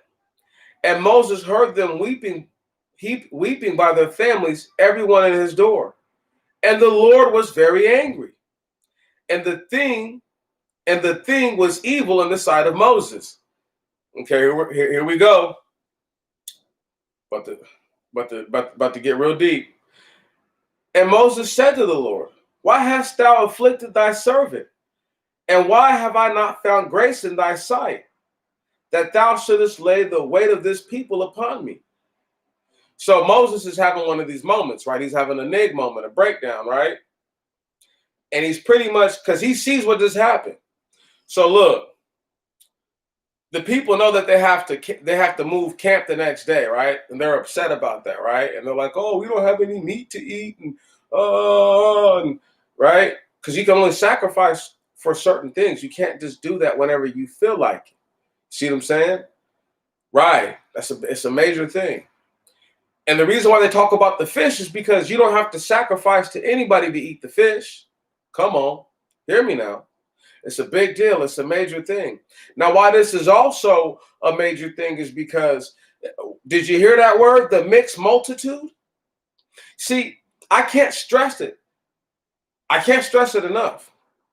The mixed multitude would be no different than the dude whose mom is Israelitish, whose mother was Israelitish, and he himself, we could actually say, is not a stranger, but he's Egyptian.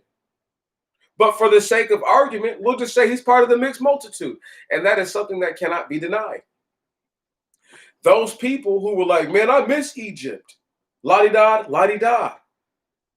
Doing all this crying. Now, I'm not going to say that the fire started in the camp because somebody was cooking wrong, because obviously it says that the Most High God started that fire. But there's something happened where the fire was obviously able to be so ferocious. Now realize the people felt demoralized, and they was in there crying, and Moses thought it was he saw it as very evil, if I'm not mistaken. Right? Let me go ahead and read this again. Oh, just evil. Saw the thing was evil. My bad, not very evil. But he was like, bruh, I can't do this. I can't do this one, Father. Sorry. Can't. I've been holding L's this whole time. I can't hold this one. You want me to no, can't do it. So as he's saying he can't do it, this is what Moses is saying. And Moses said to the Lord, why hast thou afflicted thy servant? And why have I not found grace in thy sight, that thou shouldest lay the weight of this people upon me? Have I conceived all this people? Or have I borne them, that thou sayest to me, take them into thy bosom, as a nurse would take her suckling, and to the land which thou swearest to thy fathers, which thou swearest to their fathers, excuse me. He's like saying, like, I didn't. He's like, all these dudes ain't my babies, man. They ain't here acting up. He's having a long day, right? He said, whence have I flesh to give all this people? For they weep, saying, give us flesh that we may eat. I shall not be able to bear this people alone, for this thing is too heavy for me. And if thou doest to me, and if thou doest thus to me, slay me utterly, if I have found favor with thee, that I might not see my affliction. Now listen, Moses is ready to die. Right. I don't know if people, like, if y'all thought that Moses wasn't ready to get killed with the people, and the Most High was like, yo, pretty much chill out. In this moment, Moses is like, if I'm a good dude, just go ahead and kill me now, because I don't want to go through this. Kill me now. The Most High was like, okay.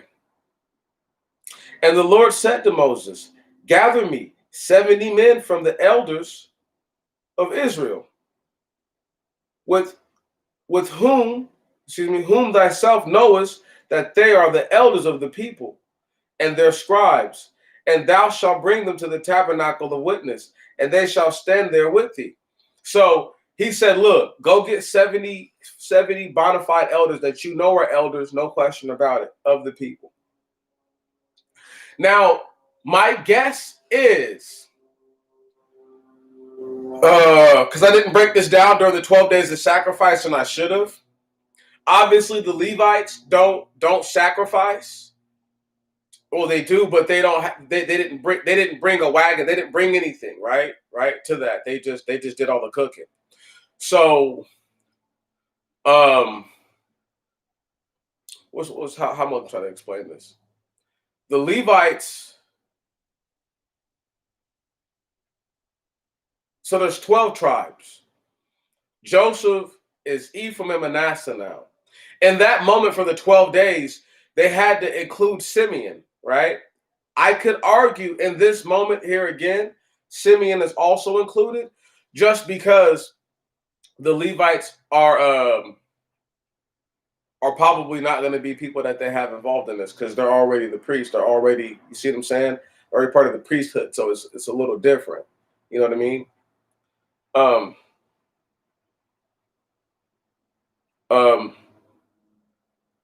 Just keep reading. And if you have to get 70 people out of 12 tribes, that means that everybody but 2 tribes gets 6 people. And then 2 of the tribes just get 5 representatives. You know what I'm saying? Because between the other 10, there'll be 60. And then between those 2, that'll make the 70. I don't know which tribes they would be that would get lesser, but I'm going to assume they're both Ephraim and Manasseh. Having said that, let's go ahead and go forward. And the Lord said to Moses, gather me 70 men from the elders of Israel, with whom thou knowest that they are the elders of the people, and their scribes, and thou shalt bring them to the tabernacle of witness. And they shall stand there with thee, and I will go down and speak there with thee, and I will take of the spirit that is upon thee, and I will put it upon them, and they shall bear together with thee the burden of the people. And thou shalt not bear them alone. Now stop right there. What are the chances that these 70 elders are also the same 70 elders who got to see the Most High himself, his glory, right? You know, or see from a distance, Moses get to see what he's seeing. Come on, hear me now. Hear me now. There's a strong possibility of that, unless one of them done passed away already. Just something to think about. Go ahead and go forward. I will go down and speak there with thee, and I will take of the spirit that is upon thee, and I will put it upon them. And they shall bear together with thee the burden of the people, or the impulse of the people, and thou shalt not bear them alone. And the people thou and to the people thou shalt say, purify yourselves for the morrow, and ye shall eat flesh. For ye wept before the Lord, saying, who shall give us flesh to eat? For it was well with us in Egypt, right? And the Lord shall allow you to eat flesh, and ye shall eat flesh. Ye shall not eat one day, nor two, nor 5, nor 10, nor 20. Ye shall eat for a full month. A month of days, that's 30. Until the flesh comes out of your nostrils. And it shall be nausea to you, because ye disobeyed the Lord who is among you. When it says nausea, cholera is what it says. We all know that cholera is a major disease. Cholera can kill you. Get you up out of here.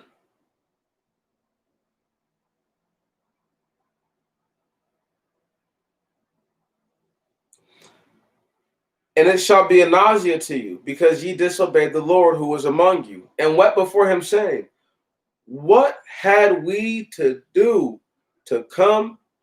What had we to do come out of Egypt?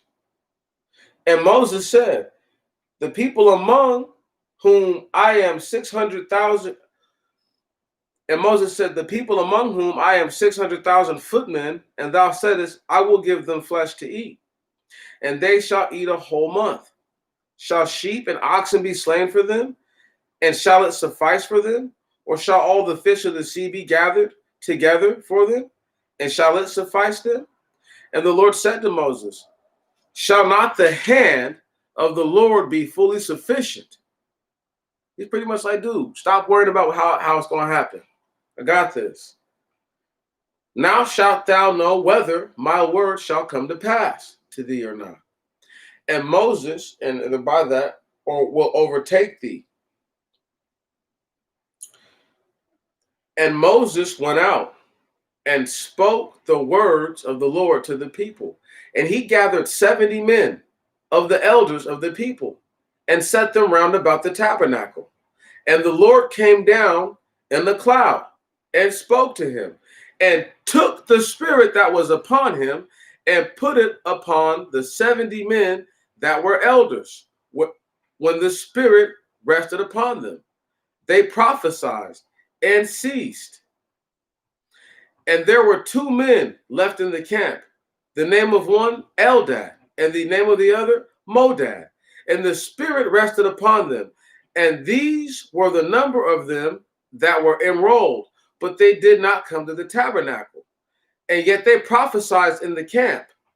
And the young man ran and told Moses and spoke, saying, Eldad and Modad prophesy in the camp. And Joshua, the son of Nawe, who attended on Moses, the chosen one, the chosen one, and that's also part of the title, and we're going to elaborate on that, said, my Lord forbid them. My Lord Moses forbid them. And Moses said to him, art thou jealous on my account?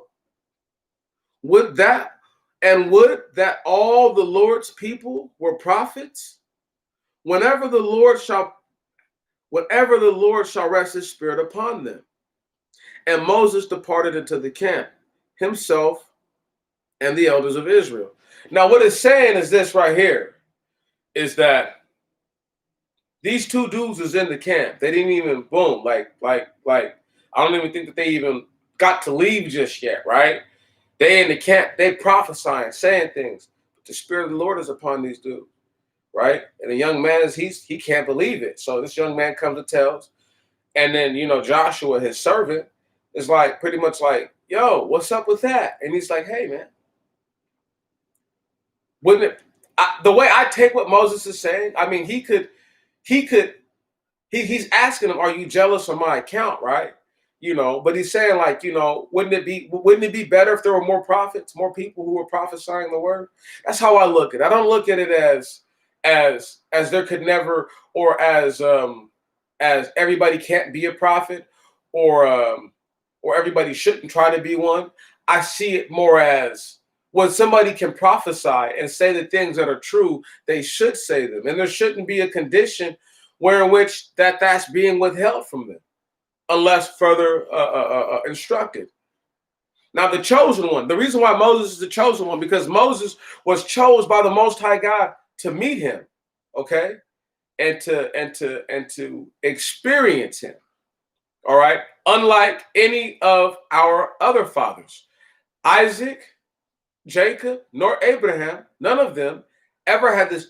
They never had the type of relationship that Moses got to have with the Most High God. They may have got to get a informal or formal acquaintance of the Messiah, but never were they able actually to get to know the Most High God truly. And Moses is the chosen one because he was chosen by the Most High God to do that thing exactly. When the number of the people reached a mass where in which they could be seen as a viable army, right? A viable fighting force, and the population of them was great enough. Now, I'm going to keep reading, right? We're going to keep reading. And this is going to be, no, I guess we do read about Miriam real quick. We read about her real fast, and then we get to read about the last part of the faithless heroes. So just bear with me, y'all. Verse 31, and there went forth the wind from the Lord, and brought quails from over the sea, and it brought them down upon the camp, a day's journey on this side, and a day's journey on that side, round about the camp, as it were 2 cubits from the earth.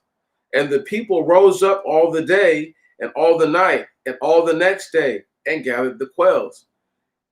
He that gathered the least, or little, gathered 10 measures.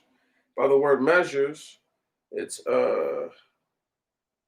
cores or something like that, and it doesn't actually.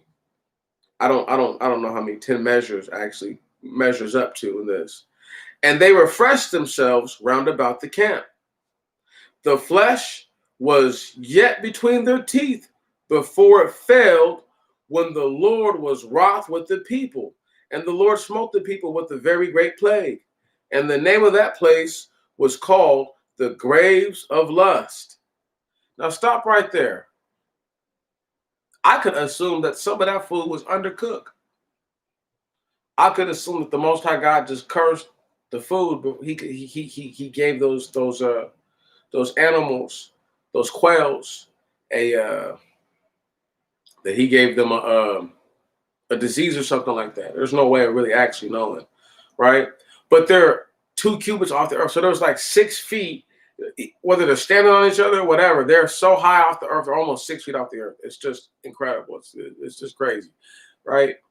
And people are just grabbing stuff up and just doing what they're doing. Now, we need to realize that it spoke on the mixed multitude. They're just right outside the camp of the children of Israel, right on? So they're still talking to certain people who are of the children of Israel, but they're just not dealing with them directly, per se. You have to assume that a lot of them also bit the dust. But let's just go ahead and keep reading. And the name of that place was called the Graves of Lust. And there's a Hebraic word that's called Kibroth Hatava. I don't know what that means. For there they buried the people that lusted. The camp departed from the grave of lust to Asheroth, and the people halted at Asheroth. When it says halted, were in Asheroth. And Miriam and Aaron spoke against Moses, because the Ethiopian woman who Moses took, for he had taken an Ethiopian woman. And they said, has the Lord spoken only to Moses? Has he not also spoken to us? And the Lord heard it. And the man Moses was very meek beyond all the men that were upon the earth. And the Lord said immediately to Moses and to Aaron and Miriam, come forth all three, or the three of you, to the tabernacle of witness. And the three came forth to the tabernacle of witness. And the Lord descended in a pillar of a cloud and stood at the door of the tabernacle of witness. And Aaron and Miriam were called, and both came forth. And he said to them, hear my words. If there should be of you a prophet to the Lord, I will be made known to him in a vision, and in sleep will I speak to him. My servant Moses is not so. He is faithful in all my house, and I will speak to him mouth to mouth, apparently, and not in dark speeches. This is the creator of all things talking to them right now, y'all. And he has seen the glory of the Lord. And why were ye not afraid to speak against my servant Moses? And the great anger of the Lord was upon them, and he departed. And the cloud departed from the tabernacle. And behold, Miriam was leprous, white as snow. White as snow. And Aaron looked upon Miriam, and behold, she was leprous. And Aaron said to Moses, I beseech thee, my Lord, do not lay sin upon us, for we were ignorant wherein we sinned. They didn't know saying that was a sin. Like, bro, just right. Come on. Sin of ignorance, right? But they should have known just talking about him and just in general like that. Like, but they're trying to say, oh, you didn't take a woman of the Levites or whatever. But the thing is, though, is Aaron, bro, your sons are the priesthood, not mine. So what are you talking about, man? You know what I mean?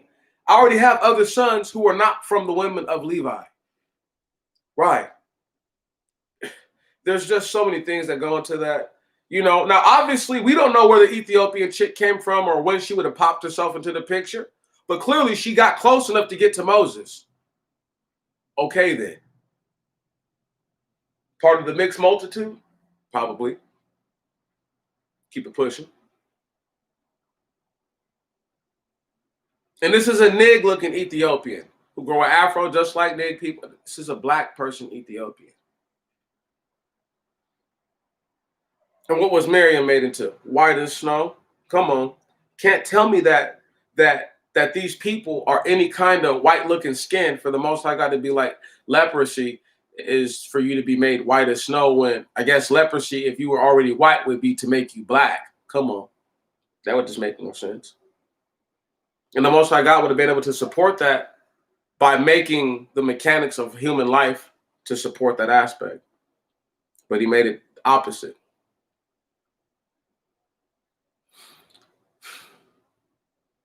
Verse 12, let her not be as it were like death, as an abortion coming out of his mother's womb, when the disease devours half of the flesh. An abortion.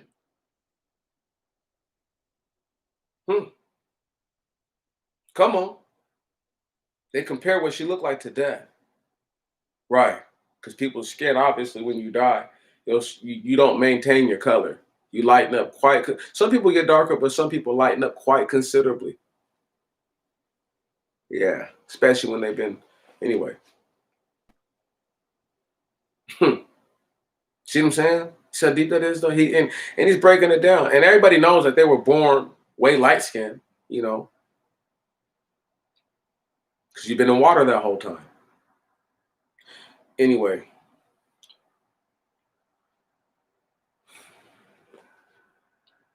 How would they know what an abortion is unless people were doing them? Listen to this.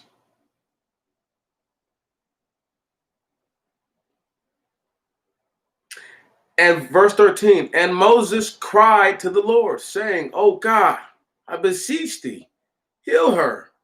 And the Lord said to Moses, if her father had only spit in her face, would she not be ashamed 7 days? Let her be set apart 7 days without the camp, and afterwards she shall come in. So if that's what happens, I guess that's another thing. If a father were to spit in her daughter's face, 7 days, she's supposed to pretty much lay low. You know, give it a week for homeboy to calm down and, you know, relax. But yeah, she gonna need a week. Ooh, that's cold, man. And Miriam was separated without the camp 7 days, and the people moved not forward till Miriam was cleansed. And afterwards the people set forth from Asherah, and encamped in the wilderness of Paran. And the Lord spoke to Moses, saying, Send forth the men, and let them spy the land of the Canaanites, which I give to the sons of Israel for a possession. One man for a tribe, thou shalt send them away according to their families, every one of them a prince. Now, I'm about to read something. Before I break into it, I think I need to really, explain,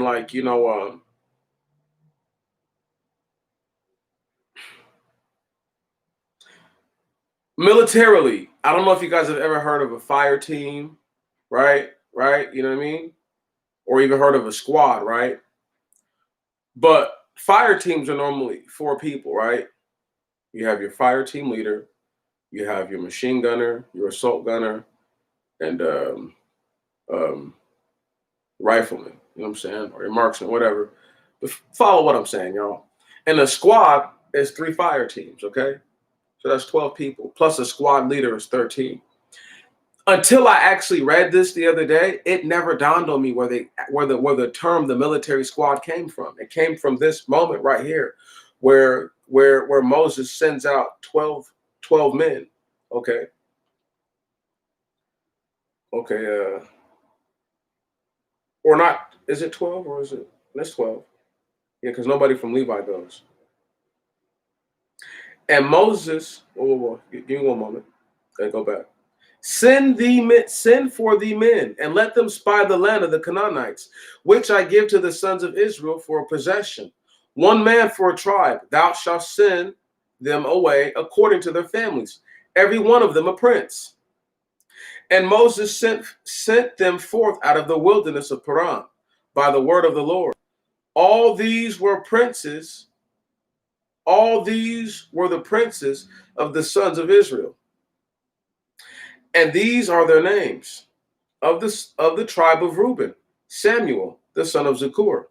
Of the tribe of Simeon, Saphat, the son of Suri. Of the tribe of Judah, Caleb, the son of Jephunneh. Of the tribe of Issachar, Hal, the son of Joseph.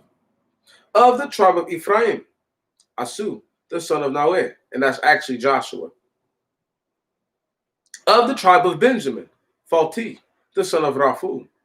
Of the tribe of Zabulon, Gudiel, the son of Sudi. Of the tribe of Joseph, the sons of Manasseh, Gadi, the son of Susi. Of the tribe of Dan, Amiel, the son of Gamali. Of the tribe of Aser, Satur, the son of Mikael. Of the tribe of Naphtali, Nabi, the son of Sabi. Of the tribe of Gad, Gudiel, the son of Maki. These are the names of the men who Moses sent to spy out the land. And Moses called Oseh the name of Noah, Joshua. Now stop right there. There's an individual on the internet who calls himself the reluctant Nabi. I would be hard pressed for him to prove that he doesn't call himself that, because he thinks he's likened to a person. He might have thought he was from this tribe at one point in time, and was and thought all these guys were reluctant. Ain't that about something? Anyway, listen, y'all. That's a fire team. Those are the 12 men. Notice the name that Joshua was given at birth, Oseh. He's not called that by Moses. Moses called him Joshua. And Moses sent them to spy out the land of Canaan, and said to them, go up by this wilderness, and ye shall go up the mountain, and ye shall see the land, what it is, and the people that dwells on it, and whether it is strong or weak, or whether they are few or many, and what the land is on which they dwell, whether it is good or bad, and what the cities are within those, and what the cities are within these dwell, whether they dwell in walled cities or unwalled. and what the land is, whatever, rich or poor or neglected, meaning that they have good husbandry or bad husbandry, whether there are trees in it or no. And ye shall preserve and take of the fruits of the land. And the days were the days of the spring, the forerunners of the grape. And they went up and surveyed the land from the wilderness of Sin to Rub, as men go into Emoth. Now, let me go ahead and say something to you. These guys are different dudes because these are young, able-bodied men. The other princes that you heard about earlier, I'm assuming are just rich guys. It is just because he's rich doesn't mean he's fit to go and fight people and do war. These are guys who were meant to, like, you know what I mean? Like, I mean, you're sending out killers, men who don't have a problem hurting somebody if they have to. Let's keep going forth.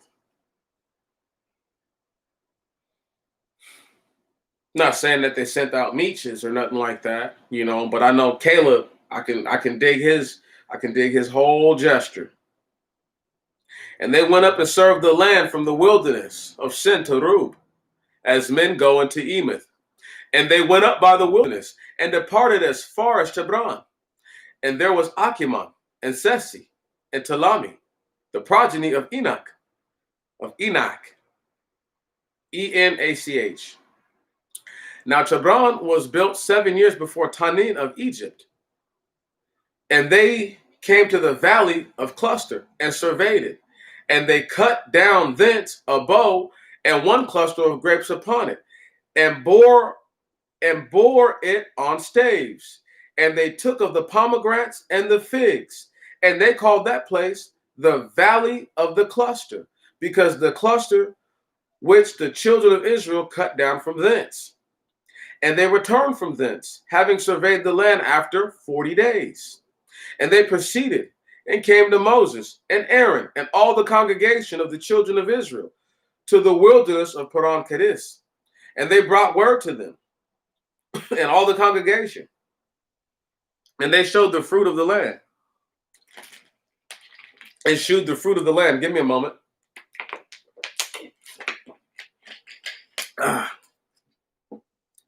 And they reported to him and said, we came into a land into which thou sentest us, a land flowing with milk and honey.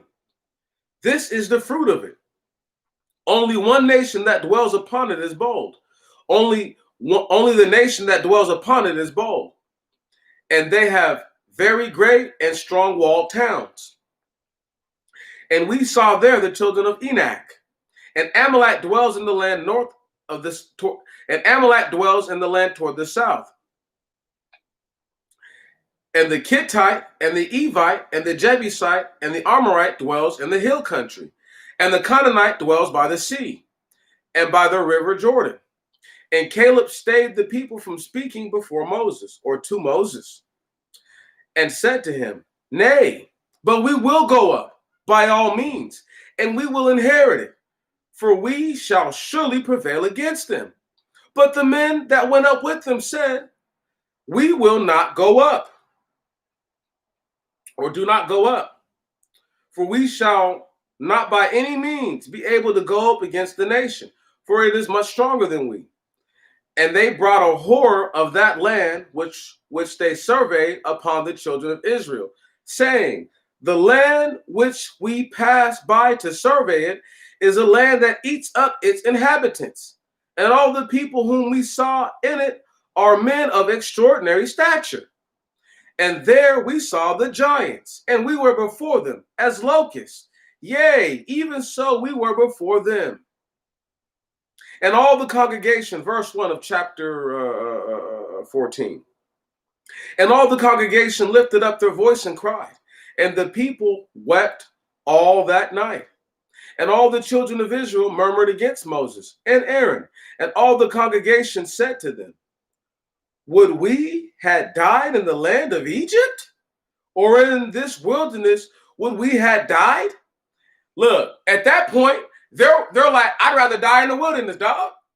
They're like, I know I would have died in Egypt, but I'd rather have died in the wilderness. It's like that. You gonna make me go fight? Understand, people knew that there were giants back then. Like, it wasn't like a thing that they, like they have to make it up to us now, I guess, right? There were real life 30, 40 foot tall behemoths still running around, walking around, doing whatever they pleased, whenever they pleased. Okay. And rightfully so, somebody whose obviously heart is not in the right place, they don't want no fun.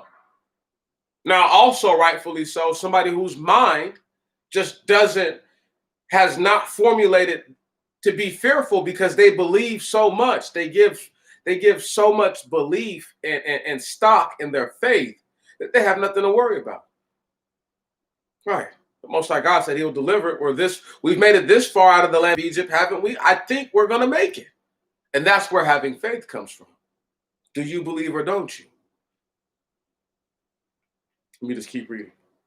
And all the congregation lifted up their voice and cried, and the people wept all that night. And the children of Israel murmured against Moses and Aaron, and all the congregation said to them, would we had died in the land of Egypt, or in this wilderness? Would we had died? And why does the Lord bring us into this land to fall in war? Our wives and our children shall be for a prey. Now then, it is better to return into Egypt. And they said to one another, let us make a ruler and return into Egypt. So they're getting ready to pull a coup d'etat on Moses, right? And Moses and Aaron fell upon their face before all the congregation of the children of Israel. But Joshua, the son of Noah, and Caleb, the son of Jephthah, or Jephon, of the number of them that spied out the land, rent their garments and spoke to all the congregation of the children of Israel, saying, the land we survey is indeed extremely good. Like, man, it's plush, man. It's like paradise, man.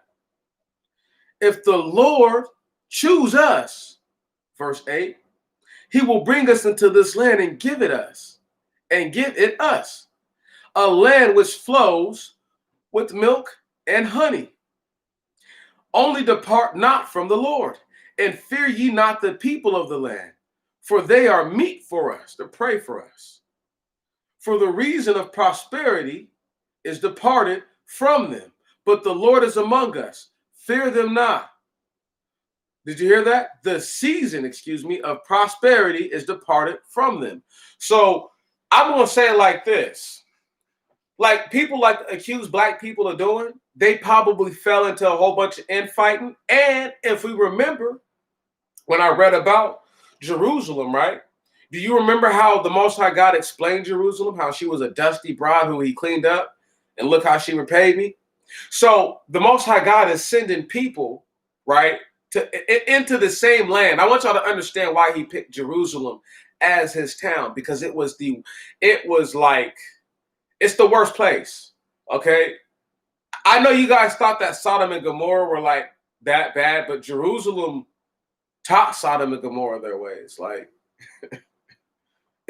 anyway, we won't even get into that. Let's just keep it going. Whoo.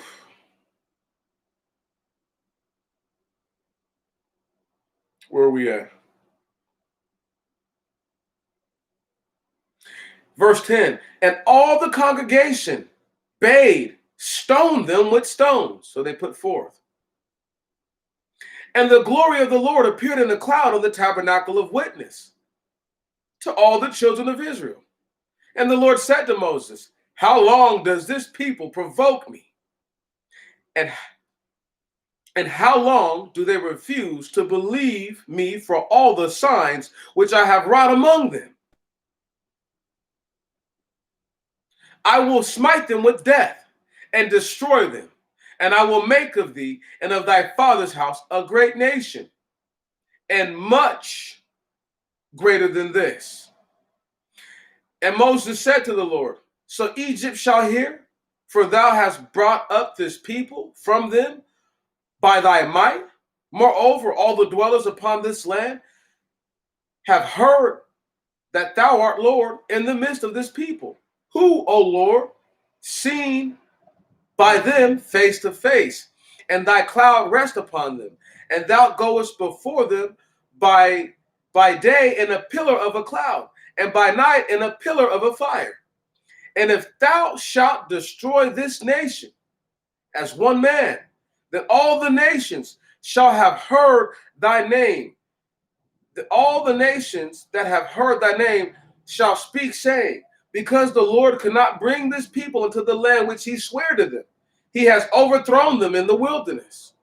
And now, O Lord, let thy strength be exalted as thou speakest, saying, the Lord is long suffering and merciful and true, removing transgressions and iniquities and sins, and he will by no means clear the guilty, visiting the sins of the fathers upon the third and fourth generation, upon the children to the third and fourth generation.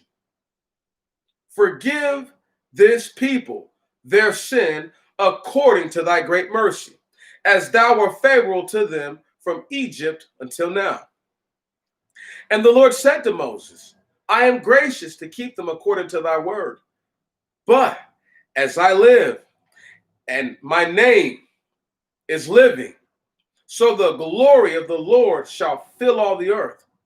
For all the men who see my glory and the signs which I wrought in Egypt and in the wilderness, and have tempted me this 10th time, surely they shall not see the land, which I swear to their fathers, but their children, which are with me here, as many as know not good or evil, every inexperienced youth, to them I will give the land, but none who have provoked me shall see it. But my servant Caleb, because there was another spirit in him, and he followed me, I will bring into him the land which he entered, and his seed shall inherit it. But Amalek and the Canaanite dwell in the valley. Tomorrow turn and depart for the wilderness by the way of the Red Sea. And he was telling them, like, hey, yo, you guys are kind of close to some of your enemies, so you need to get up out of here, right? And the Lord spoke to Moses, saying, how long shall I endure this wicked congregation? I have heard their murmurings against me. Even the even the murmuring of the children of Israel. So he's saying, like, yo, it's not just the people who were Egyptians and are the mixed multitude. It's the children of Israel themselves that are murmuring, which they have murmured concerning you. So remember, when the Most High was like, yo, when they speak against you, they're sinning against me, no matter how they think, right? So their transgression is that they don't, by not trusting you, they don't trust me. No matter how people see that is my most basic understanding of that. That's what I feel the Most High God has given my mind to give you.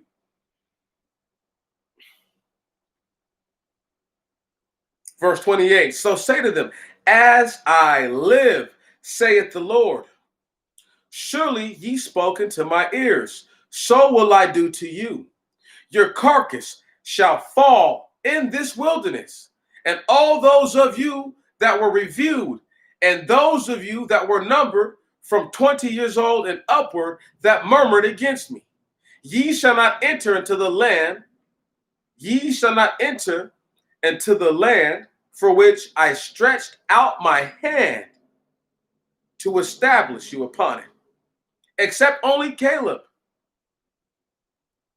the son of Jephon, and Joshua, the son of Noah, and your little ones, who ye said should be a prey, them will I bring into the land, and they shall inherit the land which ye rejected, from which ye turned away. That's by the symbol.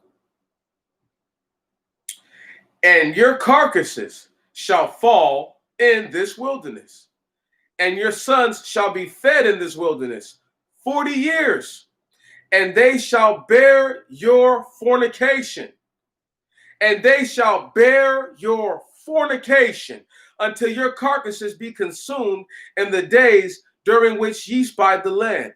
40 days, a day for a year. Ye shall bear your sins 40 years, and ye shall know my fierce anger. I, the Lord, have spoken. Surely will I do thus to this evil congregation that has risen up together against me.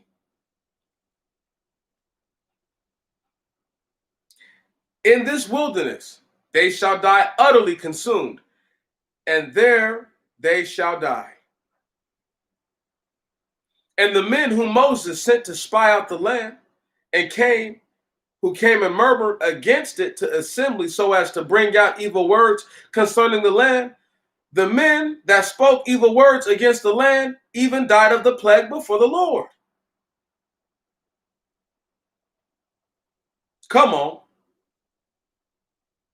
Listen.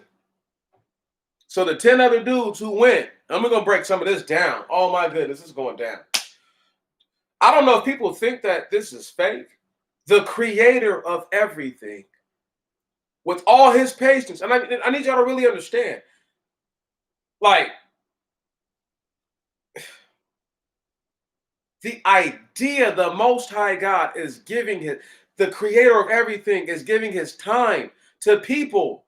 It's amazing. And the fact that they would tempt him 10 times, clearly he can count. Clearly he can count. And he said this 10th time, he said, you know what? It's all good. It's all good. All you suckers who said that, 20 years and up, who murmured against me, you're out of here. He said the babies don't know no better. They're just going to say stuff because they hear you saying it. But you who know better, you're out of here. You struck out. I gave you 9 chances technically, because he struck out on his 10th one, or we struck out collectively on our 10th. Most like I said, I gave you 10 chances to get right. But apparently, you can't get right. Come on, that should have been the name. Come on, that should have been their tribe name. Can't get right.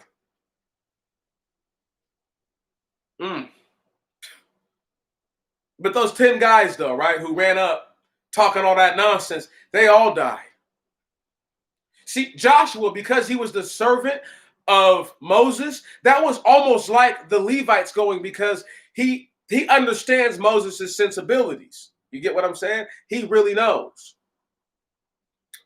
Now, here we are. Whoa, where are we at?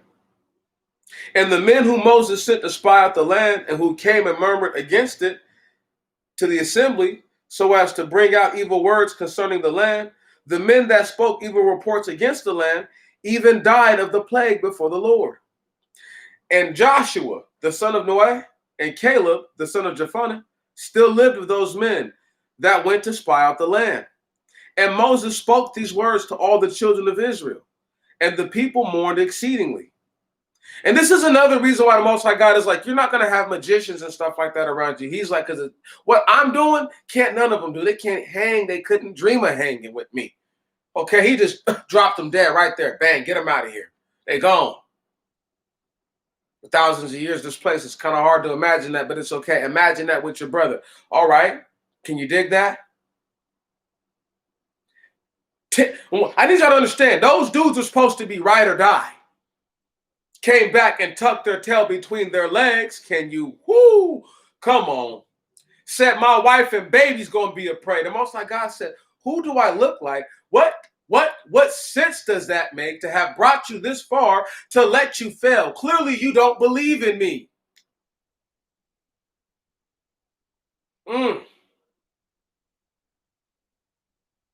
Should have sent people who were more faithful. Once again, faithless heroes, y'all.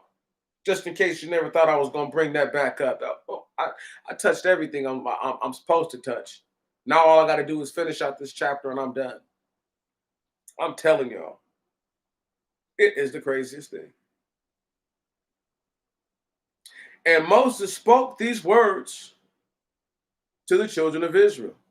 And the people mourned exceedingly. And they rose up early in the morning and went to the top of the mountain, saying, Behold, we that are here will go up to the place of the Lord, which we that are here will go up to the place of which the Lord has spoken, because we have sinned. And Moses said, Why do ye transgress the word of the Lord? Ye shall not prosper. Go not up, for the Lord is not with you. So ye shall fail before the face of your enemies. For Amalek and the Canaanite are there before you, and ye shall fall by the sword, because you have disobeyed the Lord and turned aside, and the Lord will not be among you. And they forced their passage, and they went up to the top of the mountain. But the ark of the covenant of the Lord and Moses stirred not out of the camp. And Amalek and the Canaanite that dwelt in that mountain came down and routed them and destroyed them unto Hermon. And they returned to the camp. And the Lord, excuse me, whoa, stop right there. That's it. Bang, bang. I'm not going to keep reading because I'll just keep reading. So we literally we're on chapter 15. We're going to stop at chapter 15. We started at chapter 5. I think 9, almost 10 chapters is good enough for right now. It's supposed to only be 6 or 7. Let's talk about this for a little second, right? And I appreciate you guys' patience. I appreciate y'all's patience because I know it was becoming monotonous to hear where the 12 days of Christmas came from, but you have to read it to really understand it, to really give gravity to the thought like, okay, each tribe doesn't have people who can cook all the same stuff, right? So how they knead the flour, everybody's flour won't even look the same kneaded, right on? Just like how all the priests won't cook the food all the same, right? But that's why your hands have to be filled as a priest, because you have to know how to cook, bro. You can't cook and you the priest? No, sorry. Food's got to taste right. It's got to taste excelente. And that's why the Most High God has instructions for the people to follow so that way they can live an enjoyable life. But this is why I laugh, because when people talk about that, I mean, folks think that these are like really metaphors, or like these are like analogies or something. Like these are real things that happened, okay, in real places and time. And there's nothing there's nothing about these instances that give me the understanding that they were ever truly, once again, in conjunction with the Most High God. So when people say the Bible this, the Bible that, they must realize the main characters of the Bible were never in conjunction with the God of the Bible. Come on. And because there's such this, people are not in conjunction with him now. And yet they believe that I'm wrong to point this major fallacy out. It's the most important thing. There is no more important thing than the disobedience. Oh, no problem, bro. You sat right there and listened through all of it. You know, I know I don't know everything. Once again, I can't stress it enough. I know I don't know everything, but I know enough to share what I know, so that way we all can stimulate our minds and we all can go. And there's nothing like you guys bouncing ideas off of me and just throwing stuff at me, so that way I can at least consider it. Even if I'm not going to agree, it gives me something else to understand, right?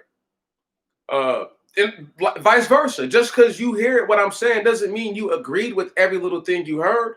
But if you were able to understand it, come on, we had a bigger breakthrough than cooperation.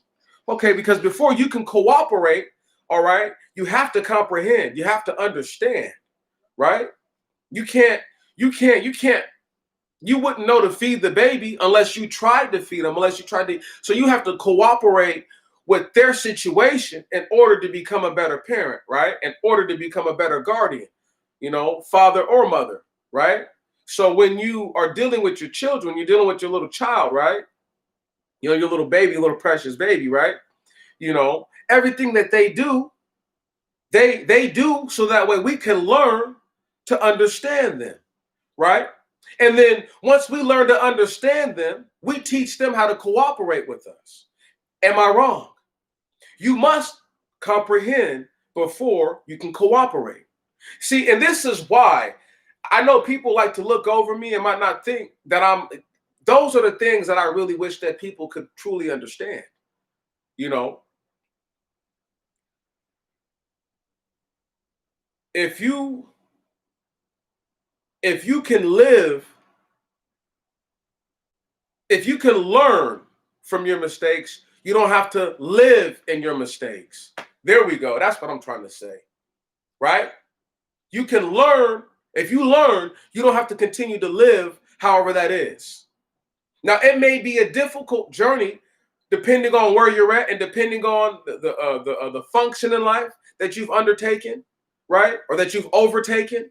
But the matter remains that a person must come to a level of, of oneness, of being with their self to be able to actually truly comprehend. For example, if I'm reading the scripture and I read that leprosy, the really bad one is the white, like dead looking skin, but white skin, period, in general. Come on, hear me now. Follow me now. Right? It didn't say waterlogged. It just turned white. So for that to be the case, for it to be noticeable, you would have to be darker than white, at least bare minimum. So with that being said, if you're a person whose skin tone is closer akin to the color white already, it makes it difficult for me to believe that in affliction that would be maybe, now I'm not going to say impossible, but very difficult for them to acknowledge that they have. Right, they might not comprehend that they have that issue. But if your skin is like this, a few shades lighter, and anything darker, if it turns white on you, it's going to be highly noticeable.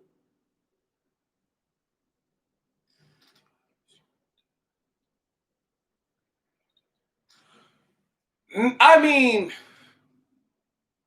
not right up on them, but they turn different colors. They turn all kind of colors, when they pass. And I mean, people could say that's a decomposition of this, that, the other, but they turn nasty looking colors. So, but yeah, brother, that's a huge thing, man. Let's talk about the skin color. Let's talk about the scripture and why I could contend that there's maybe, bro, they do. They turn all the way like this. It's nasty. It ain't right. But that's why they call themselves the grays. You know what I mean? It's not just the aliens because they turn that gray like color. Yeah, it ain't pretty. I just believe that there's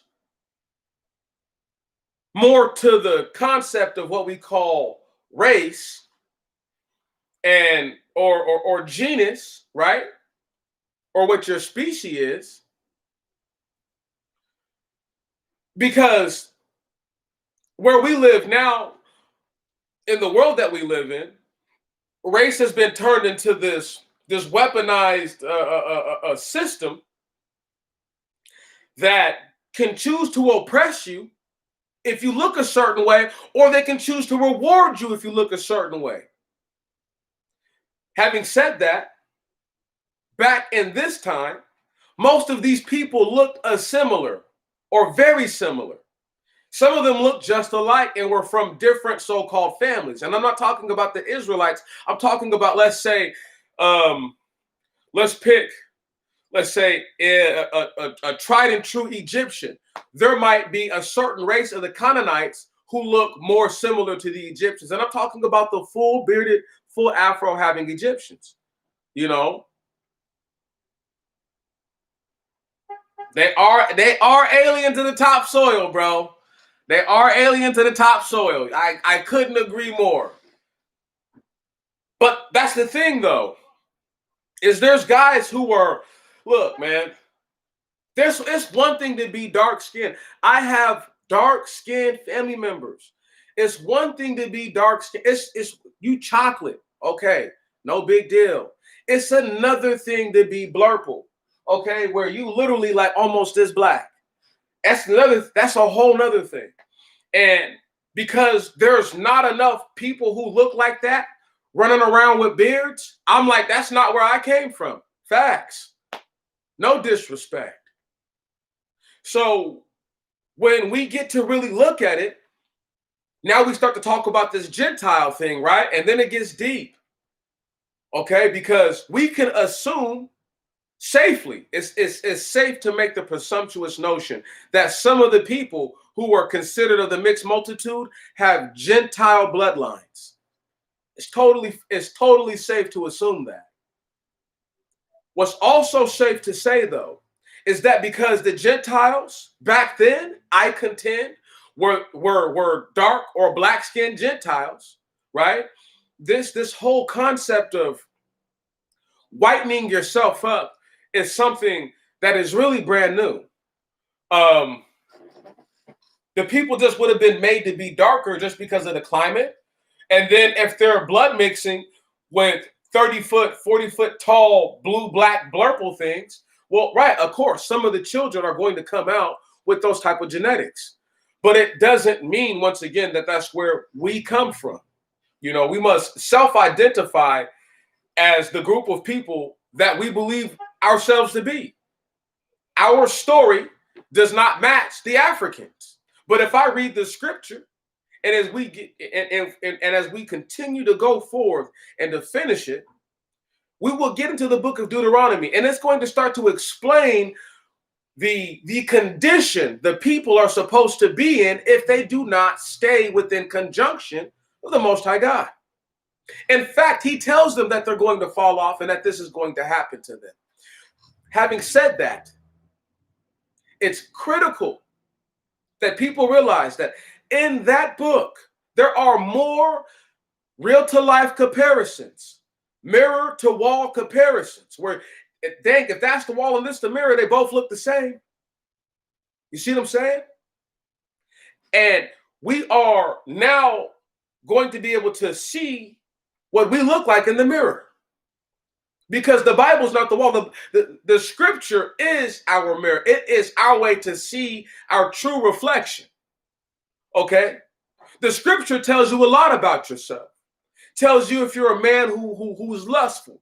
Tells you if you're a woman who's lustful. It tells you if you're a person with healthy enterprise, if you will. And we go through all these different things, but the scripture tells you that a person is a good or a bad person. It doesn't disseminate that you can choose what is good and what is wrong. No, right is right, wrong is wrong. And just because there are evil people that will propagate or will promote wickedness, it doesn't mean that it's right just because it is practiced in its fullness. Now, having said that, the land of Canaan, the land of Egypt, and the places where in which the people were to sojourn throughout, these are all places that suffer from these same very afflictions that the Most High God is trying to not only one, deliver the people from, which was that was the reason for kicking out everyone out of the camp who had those afflictions. Because you can assume that some of them surely are homosexuals, surely copulate with animals. You see what I'm saying? Right. Are eating things that they're not supposed to be eating. They're up to no good.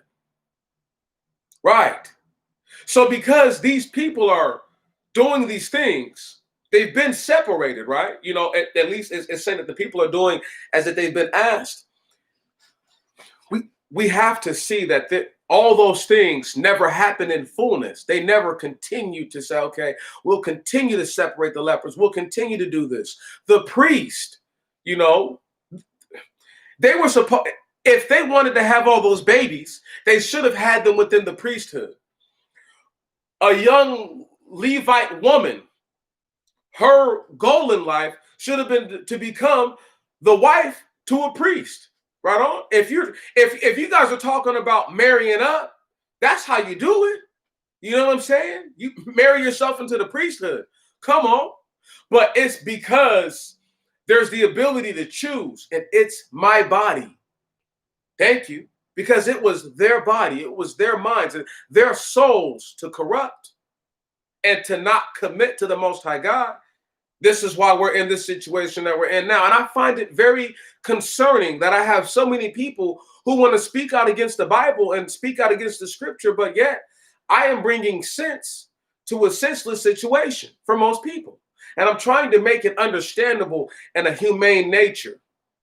You know, I have really fallen back off my vulgarities when I speak about the scripture the best that I can. I slip up, I make mistakes. I have unclean lips from time to time, but I still do my best to promote what I know to be the most absolute thing when it comes to what we're doing. There is this, I mean, there is no level of satisfaction that I don't that the people could ever tell me that they ever accomplished in the scripture aside from the days of Solomon. But it was already, listen, by the time Solomon was the king, the kingdom was already long over. Okay, because you have to recognize that the Most High God tells David what's going to happen through a prophet named Nathaniel. Okay, and Nathaniel tells him, he's like, bro, the sword is never going to leave your house. You're screwed. So for people to believe that the days of Solomon were these are the best ever. Well, I mean, it was good and plenty for a minute, and then he faced a revolt, okay, because how he was treating the tributaries, and because the people had blood mixed so much with the people of the land, it became no longer just Israelites, true Israelites.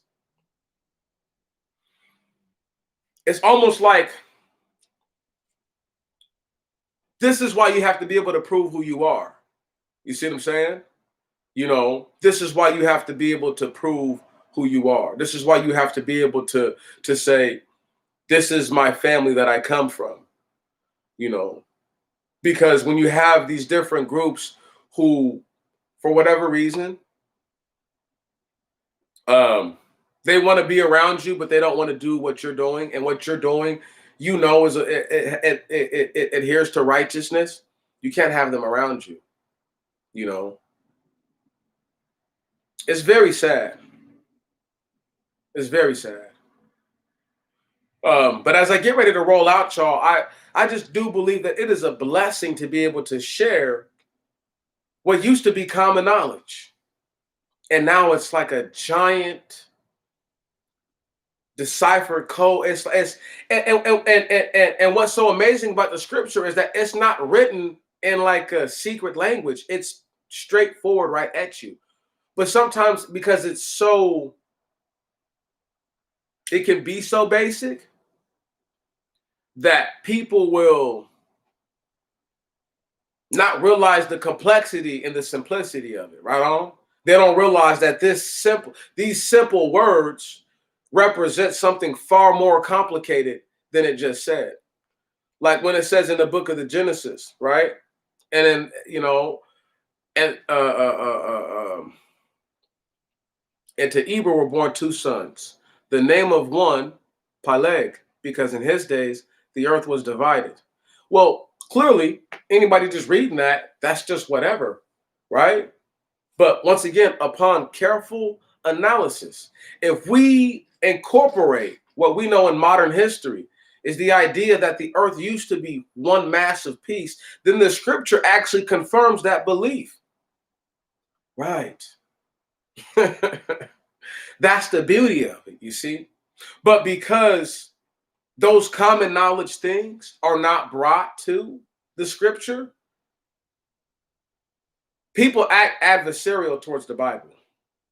And that's unfortunate because the same people acting adversarial towards the scripture actually need the information that it has within it to do anything that they're doing. We pointed out already that they got quarantined from the scripture. Come on, where did they get 14 days from, y'all? If not right out of the Bible. Thank you very much. It's things like that it's like, if a person's going to contend with me that a book that's thousands of years old has all sorts of medical advice within it, where they get the idea of quarantining someone from, and they're going to tell me that no, Demetrius, that's a lie, okay? And you're leading our people down a path and a belief in which it's done nothing for our people. But that's not true, because the people know this. Since they've been in this land, they've always been sideways with the Most High God. They've only ever half worshiped him, quarter worshiped him at best. I have a very difficult time believing that if a man like Martin Luther King was as educated as people claim that he was, that he at one point in his life had to get the sensation that he may be a child of Israel. Just reading the scripture, if he was as astute as people claim for him to be. And once again, if a man like that understood that on any level, for him to not share that with his people outwardly, because he shared it covertly. This is why he says in that "I Have a Dream" speech about Jews and Gentiles sharing the same atmosphere, the same space. Who did you think he was calling the Jews? Huh? Huh? And who do you think he considered the Gentiles? Thank you very much. If the man was as learned as people claim he was, there's no way that he did not read of the servitude, okay, of the curse that was going to be placed upon the people, read the curses, related those curses to the exact very history that he himself came directly from, and could not say, hey, we might be these people. Having said that, his crime is integration, to have brought us closer with our enemies in the sense of trying to amalgamate us and to take our genus from off this earth. God forbid. He said he would preserve the seed of Abraham. Did he not? Do I tell lies here tonight, my friends, my brothers and sisters? Do I tell lies when I say that your God, the one that you believe in, the one that will save you, who shall look crazy when he's saving you? Will you look crazy when you are being delivered for salvation? Huh? If we have to die, how crazy will we look to get risen from the dead? Huh? While they're dying? Huh? How crazy will we look? So I'd rather look like a madman now and get my due penance from he that is on high than thrash my God with words and trash him as if he's nothing but a lowly ant, and act as if my own actions are my own actions. The God of glory is a righteous God.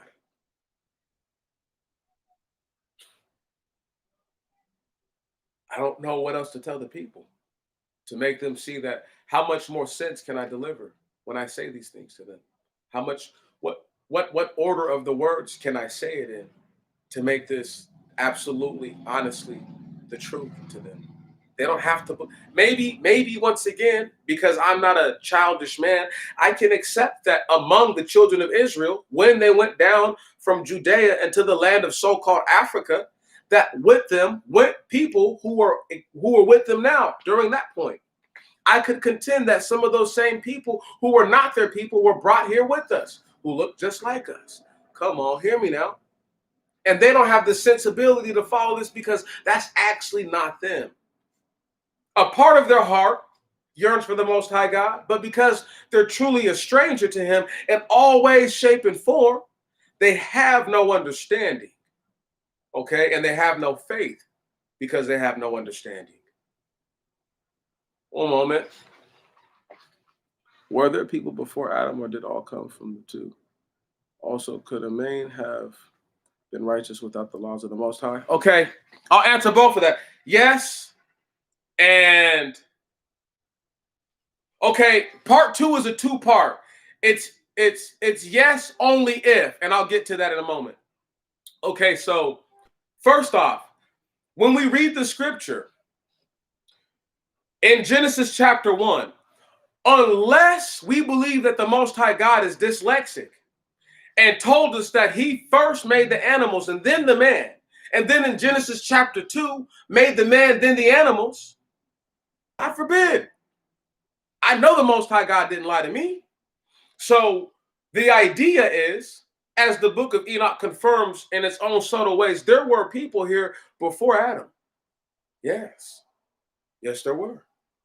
In the self-same day the Most High God finished creating the earth, in the 7 days that he did it, he allowed for it the first time ever to rain upon the earth. And then he took and he formulated internal organs and bones and all these things, right? All of our internal regulatory systems. And what happened was, as he does this, he breathes into this man's face, right? These what's called the breath of life is this energy, if you will, electrons, if you want to oversimplify it, but it's energy. And this energy brings this man to life. And this is a different man, a whole different man. Now, getting to your second question, we can dictate that men would have been righteous because they would have never deviated from their natural course of action and from their first orders and charges given by the Most High God. Only if the angels do not fall. But if the angels fall, there's no way for the men to be righteous without the laws. So the only way for man to have been righteous would be for the fallen, you know, what some people call the Anunnaki, some people like to consider the Elohim, other people just want to call aliens. Whatever makes our brothers and sisters most comfortable with the idea that something that came from the earth that was not supposed to be on the earth and was on the earth and then left its genetic imprint upon the earth and changed everything on the earth as they did so. Because of that, if that one thing doesn't happen, men can live righteously, perfectly as they were meant to, without any laws, because they would have come into natural understanding of all these things. People would have got hurt on accident. So everything would have happened, okay? The desire for medicine, people would have died also too. Even though they were made to live eternal, if you engage in some type of work that hurts your body past the point to where you can be healed, they would have figured out how to bring back people from the dead the right way. There's a lot of things they would have done, brother, that I can assume, right? The assumption is, my personal opinion, I know it's going to sound crazy, right? The Most High God wanted the people to become so perfect that they would beckon to get to him. Right on? Like, I don't know if Adam knew that the Most High was the Most High. Does that make sense? Like, if he ate from the tree of knowledge, right, of good and evil, then he had no comprehension before all of this. How could he comprehend who the Most High was? That's impossible, right? And these other creations, there's no indication that they have a truly formal or informal relationship with the Most High God. And why this is so important is because wanting to get close to whoever put us here, wanting to get back to him, wanting to become a part of the Most High God again as much as we can, would have become the goal of life, right? You know, what you call true enlightenment. Brother, that's what I believe. I can't prove that because we're so far from it. We're so far displaced that people hear me say something like that and they believe that I've watched too many utopian movies, or I believe that a metropolis is actually real somewhere.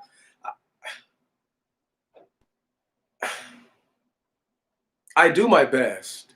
I really do, to try to relate these things. And as we come up on the 3rd hour mark, we're going to roll out. Those are the kind of questions that I love, though. Love those kind of questions. Anytime anybody have questions, just drop a question in one of my older videos. You know what I'm saying? It don't have to be the video that you just heard it in. Go to one of my old videos. Boop, boop. Drop a question in there. Hey, Demetrius, Brother Demetrius. Whatever respectable greeting you have for me, right? And then we go from there.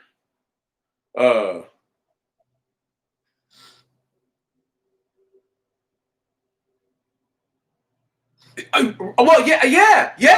I mean, bro. I mean, those are all things that are pondered, you know, in the realm of perfection. It. I mean, there's so much to that, man. Oh my goodness, there's so much to that. He might have made himself known to the whole earth at a point. If the whole earth would have come into natural perfection and natural righteousness, right? Why not make yourself known? Come on. But people would have learned, they would not have known who he was, but they would have had this idea that we come from the creator, like only that which can create any and all things made us, right? Because they would create and build their own, and they would be like, well, why can't I make my own this or my own that? And they would start to understand, oh, what put this together has an understanding. It doesn't think like us, it doesn't have ways like us, as the Father tells us. My thoughts are not your thoughts, my ways are not your ways. You know what I'm saying? Your thoughts are not my thoughts, your ways are not my ways. I'm not like y'all. Just so that no disrespect would have happened between the two. Oh, yeah. Yeah, of course. Of course, right, bro? See, it's funny because people don't realize, they don't get I don't know if some people get the feeling that the Most High God created people who are made of flesh, who are not angels, so that way he could converse with a whole nother life, so he could see how they saw life, so to speak. Like he can understand us, but he's like, for us to tell it to him ourselves, the power in that. Man, there's so much to it, bro. There's so much to that, man. There's a lot that goes into that, you know. And once again, because I'm just this lowly bum, uh, it's not always easy, you know. I had to really encourage myself today to get up and do this, because as I get to the end of the line for the Pentateuch, I just find myself so almost wound up in a way. Like I just want to just read it all and just get it all done and then just take a breath for myself, right? Because I feel like maybe other people might be able to enjoy things that I want to myself enjoy, right? And I spend a lot of my time trying to understand this so maybe they can understand it. And it's a lot, you know. Yeah, and yeah, this kind of talk, bro. Yeah, there's no limit. There's no time limit to how long I could talk about this. Till the day I die, I could talk about this. Just this, you know. My family thinks I'm crazy, y'all. You know what I mean? Because the only book I really actively read is the Bible. I don't read other books really. I just kind of stopped. I read the book of Enoch. I will read other books.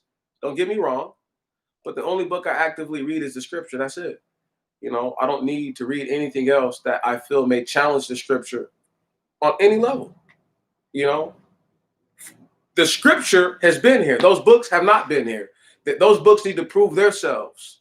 Okay, and quit taking wannabe pot shots at the only book that gives edification to the things that they believe, that give ground to it. Y'all, it is a blessing to speak with you, to converse with you. I would not have lived at any other time. It's just so unfortunate that that more can't be saved. That we just can't save more of the people. It's just unfortunate that they don't want to believe. They don't want to have faith. It's very unfortunate. But more unfortunate than all of that, they hate the Most High God because they feel that He's abandoned us and left us. And their hatred propels them to do things that are abominable and clearly hateful unto Him and unto themselves. Brothers and sisters, I say to y'all before I roll on out, it has been an honor to have been born a man and not a sheep or a duck or a dog or anything like that. It's a blessing to be a human and to understand that. A blessing to be a real man and to understand that. It has been an honor. It has been an honor to have shared this earth with you in this time as we live. I salute y'all. Y'all have a wonderful, wonderful week. May tomorrow be better than today, and may next week be better than your last. Spiritual Gumbo, out.